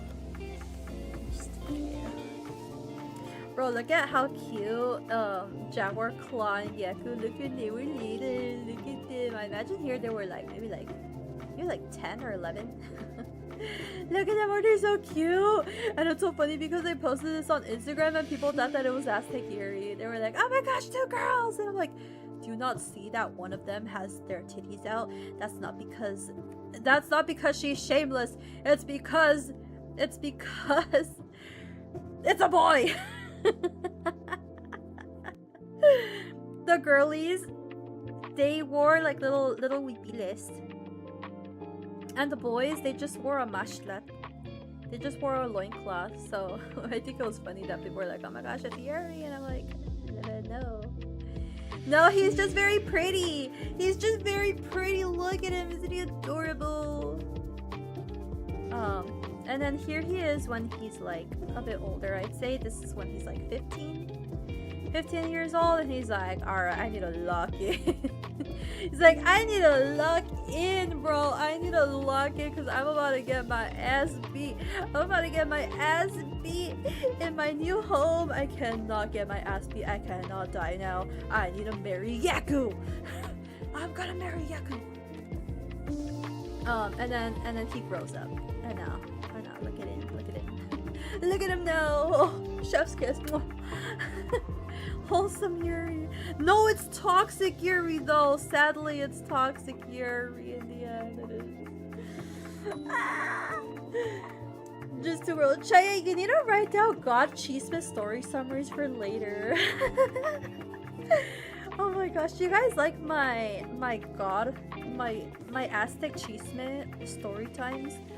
Because I feel like I tell them like I would in a sleepover. I tell these stories as if I was in a sleepover. Cause like we're in a sleepover chat. You guys are gonna sleep over at the Cosmik Cult. Ostia, hello, hi Prima, Alpha Night Wolf, how are you? I have a feeling you could have had it in writing and people would still misunderstand. I did. You're right though. I did have it in writing. Yeah, they just want the Aztec Yuri, and you know, I consider this Aztec Yuri, even though one of them is a guy, but he looks enough like a girl to make it Aztec Yuri. Okay, he's a girl with he/him, a he/him girl, a girl at heart. Girl at heart, boy in body. I'm quite well, Wada. Thank you. Yay, wholesome Yuri. You guys still think it's wholesome Yuri? He's just a baby girl. He's just a baby girl. He's just a rubber girl. I like this one detail where like Yaku, she's just smiling, right? She's just like, yay, picture time. And Jaguar Claw is just dying on the inside. Like, look how much his cheeks are blushing. He's just like, oh my god, like, I am with the love of my life. And Yeku's like, we're just friends.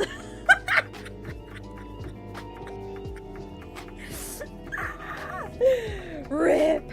Rip! Rip! R.I.P. R.I.P. Jaguar Claw friend zone. You got friend zone. Aztec shampoo. If we have Aztec shampoo, it's going to be Eat Squat and Jaguar Claw as the ambassadors of the shampoo brand because their hair is so beautiful. I love RR couples a lot, especially when the guy is shorter and more femme presenting than his female partner. There's something satisfying about it. I know, that's why I'm like, yo, this couple, like, it has to be this way. And I know people are gonna like be upset about it. I just know it. I just freaking know it. They're gonna be like, why are you presenting Jaguar like that? Like, why are you presenting my goat like that? And I'm like, make your own then. Make your own. It's not that deep. You can make your own. Go study the codices right now. Go pick up a pencil. Get some paper and make your own Jaguar Claw. Leave me alone. Doom friend zone. Yeah, I mean, okay, here's the thing though. She does like him a lot. She likes him a lot. She is also in love with him. But the thing is that she cannot be with him because she's married to another man. She is married to another man and she has her duties as queen. Because not only is she dedicated to her husband, she doesn't like her husband that much, but she stays with him because of her commitment to her own people and her own kingdom. That's why she's like, yeah, I'm just gonna marry this one old fart instead of the love of my life. Yeah, and it's painful. But with her, she also is a bit more like calm and collected. Jaguar Claw is driven by the heart and emotion. He's more of a dreamer. He's got more whimsy than Yeku. Yeku is a bit more of a realist, a bit more of a pessimist. Because she's like, you know what, I saw my brothers die. I saw how they were massacred, and yeah, I'm not gonna throw my life away. I'm not gonna throw away, you know, taking care of my people just for something silly as true love. Meanwhile, Jaguar Claw is like, oh hell nah, we're in love with each other, so we must make it happen. Like, it's only fate. And Yeku's like, bro, you need to calm down. Like, it's not that easy. You need to calm down. Like, it's like we don't live in a fairy tale. And then he's like, bet, freaking bet. Like, if I can't marry you because I am not, like, you know, I don't have prestige or I don't have any sort of merit to my name, bet, I'm gonna conquer the entire world and then we can finally be together. And then she's like, you're kind of silly. Why would you do that? And then he does do it, and she's like, oh shit. And she's like, hold up, bro. Like, you actually achieved it. What's going on here? But the tragic part is that even after he conquered the world, they could not be together. Because she ultimately dies at his hands. She ultimately dies at his hands. And not because he wanted to kill her. Not because he was angry at her. Not because he was upset with her. It was because there was just no other way. He had already gone too far. He had already conquered the world. And the world would never allow him to simply settle for a woman of a fallen nation. And that's what happened. Did I just spoil my entire story to you guys? I just spoiled the entire plot of freaking Nana Yeku to you guys right now. God damn it! Quick, how dare! How dare!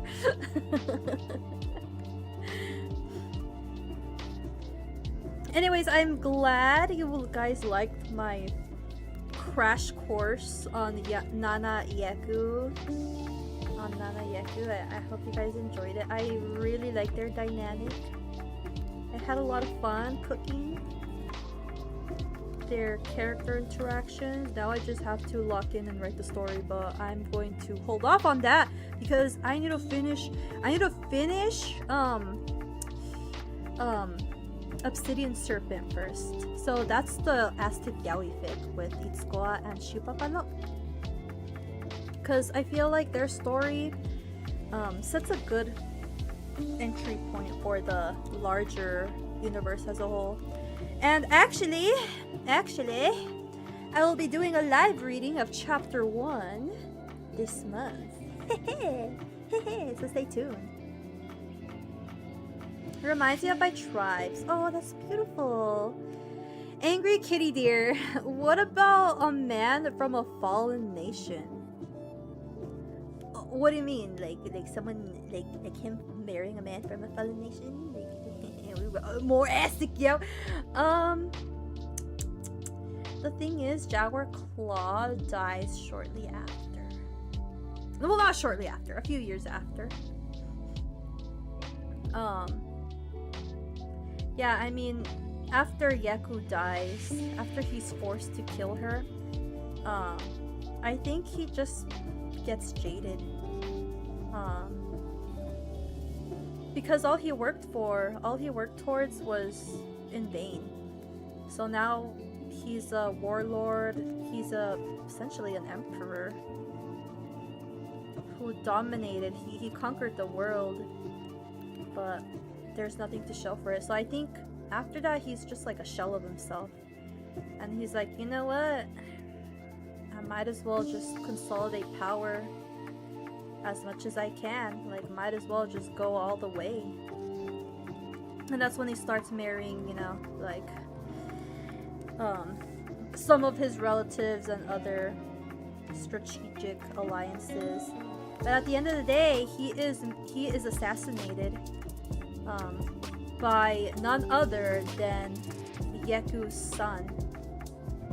So he spares one of her sons, and that son is the one who kills Jaguar Claw. And at the end of the day, he conquered the world, and nothing was left of it. Nothing was left of it. So yeah, it's a very tragic story, chat. It's so sad. But I, for one, I love tragedies.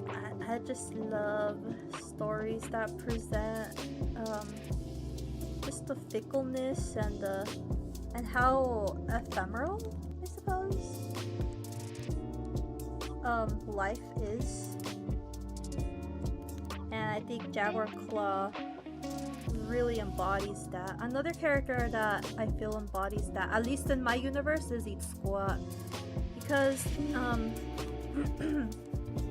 he's kind of in a similar situation. Like, in his case, he is able to be with the love of his life, which is Shupapalot, but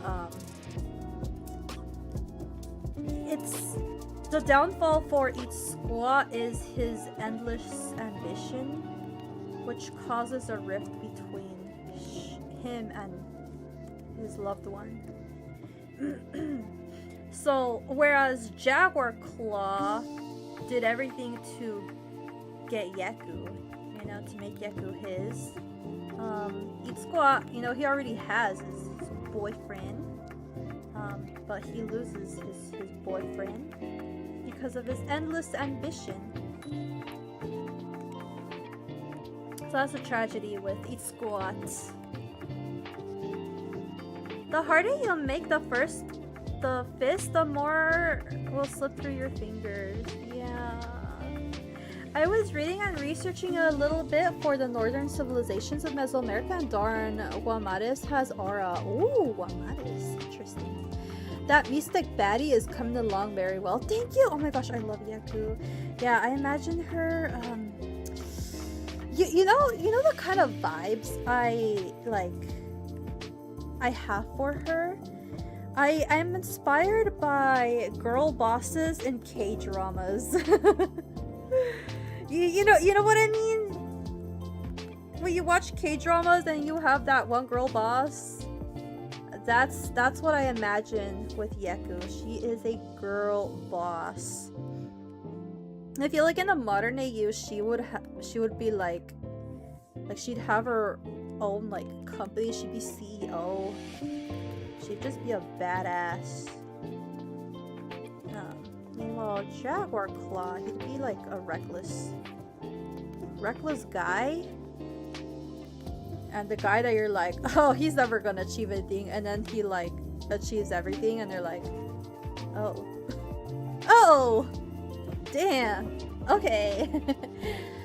I can see it. A Chichimeca tribe we can call. They were pretty feared by every Mexican Spaniard. Based. I know people are like, oh my gosh, I get so sad that the Citlaltin fell, and I'm like, I think they would have fallen anyways. I don't know by who. Someone was gonna conquer them one way or another. It wouldn't have to be the Spanish. It would have been like another group of people. I have dibs on the I have dibs on the Budabecha and the Mistec. They would have been able to take them down. I can see it. I need to get back to watching K-dramas one day. I freaking love K-dramas, chat. It's the best. It's the best.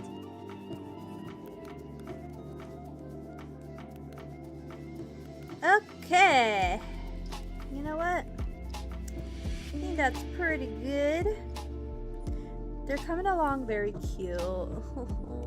Yaku and Nana. Yaku and Nana. I love them. You could say he's a boy boss. Oh, Yaku? Yeah. Oh.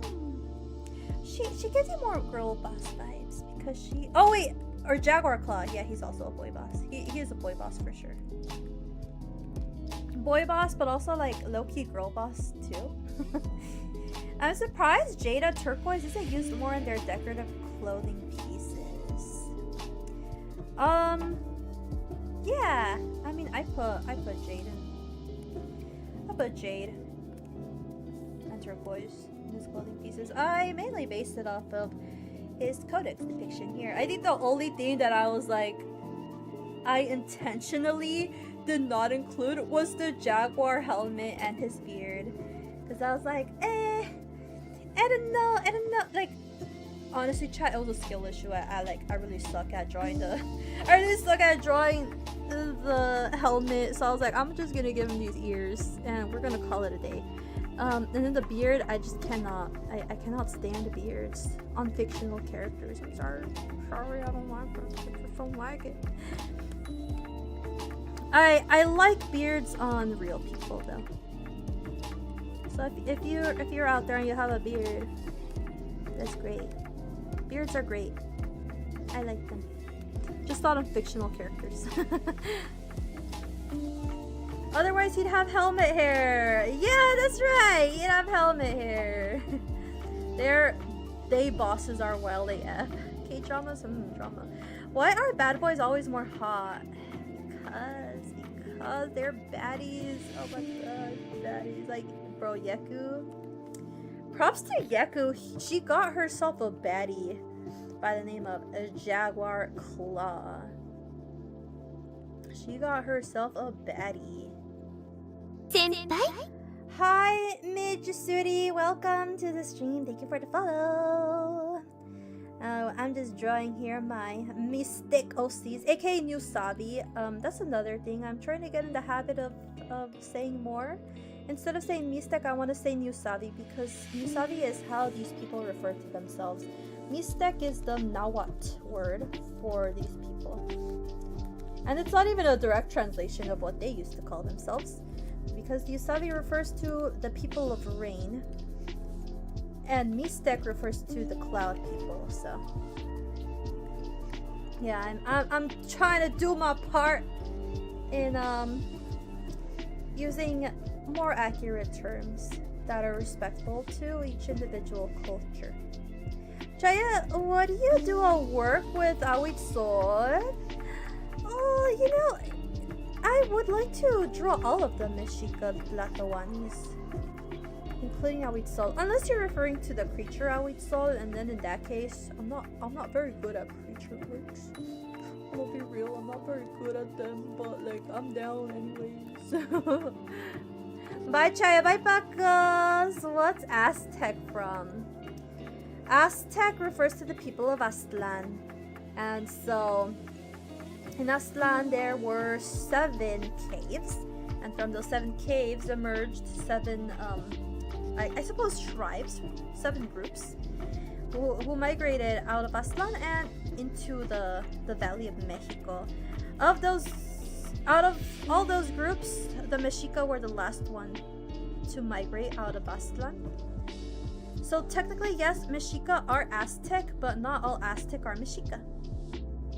And oftentimes you will hear me say Aztec to just refer to people. And I use it as a general term because sometimes I'm like, I just want to refer to everyone in the area. And Aztec is more appropriate in that case. Because if I were to just to say Mexica, then I alienate other groups that were not Mexica. But when I say Aztec, it's vague enough that it embarks, it covers a wide range of people. A term made by German research that means people from Aztlan. But Aztec is of Nahuatl origin. It is of Nahuatl origin. It wasn't made up by the German scholar. He just made it popular. But the word Aztec is of Nahuatl origin. It just means the people of Aztlan. And like I said, all Mexica are Aztec, but not all Aztec are Mexica. If you want to refer to the Mexica themselves, like, you know, the ones who worship Huitzilopochtli, who lived in Tenochtitlan, and were the leaders in the Triple Alliance, you call them Mexica. But if you want to talk about the Triple Alliance as a whole, the Triple Alliance consisted of various groups. So in that case, you're better off using Aztec because of how general it is. Aztec is short for Aztec Triple Alliance, basically. Yes, Aztec Triple Alliance, and then it could even be used to refer to like their area of influence, which is like, you know, all of Central Mexico as a whole. And that's just simply for convenience, because as in my case, like sometimes I do short videos, and yes, I can refer to each group as they refer to themselves. That is not a problem to me, but people are not gonna wait for me to mention all the groups in the Poke Rap before I proceed to the main subject of the video. So in that case, I use Aztec. But who knows where is Aztlan? Maybe from another galaxy. I'm from Aztlan, but I'm not gonna snitch on where it is. Now I want the Poke Rap. Oh, bro, that's in my list. I have like that's on my list for videos to do in the future. It's the Aztec Poke Rap. Like, you guys keep telling me that like I should be the Aztec, so like I made a Poke Rap that like every time I want to mention these people, I'm gonna do the Poke Rap. Yeah, so it's like, come on folks, gotta name 'em all, gotta name 'em all, Anahuac. Name 'em, gotta name 'em all, gotta name 'em all, Anahuac. Name 'em, gotta name 'em all, gotta name 'em all, Anahuac. Mexica Kulwa. Mexica Kulwa, Tipanik. I'm trying to remember the other one.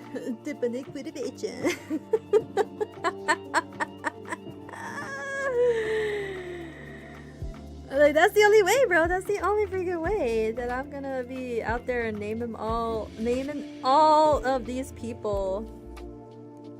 Let's throw Poke Rap. Did you have the Poke Rap in Spanish? What the heck?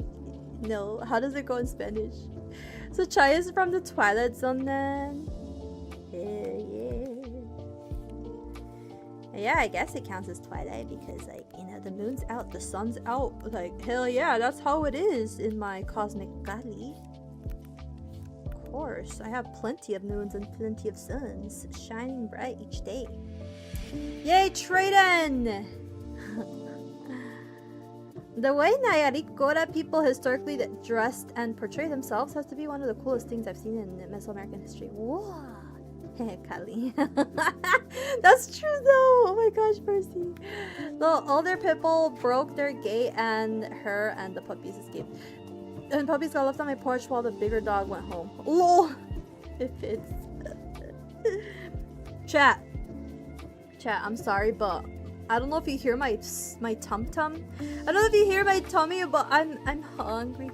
I'm hungry, so I think we will wrap up stream for today. We'll wrap up stream.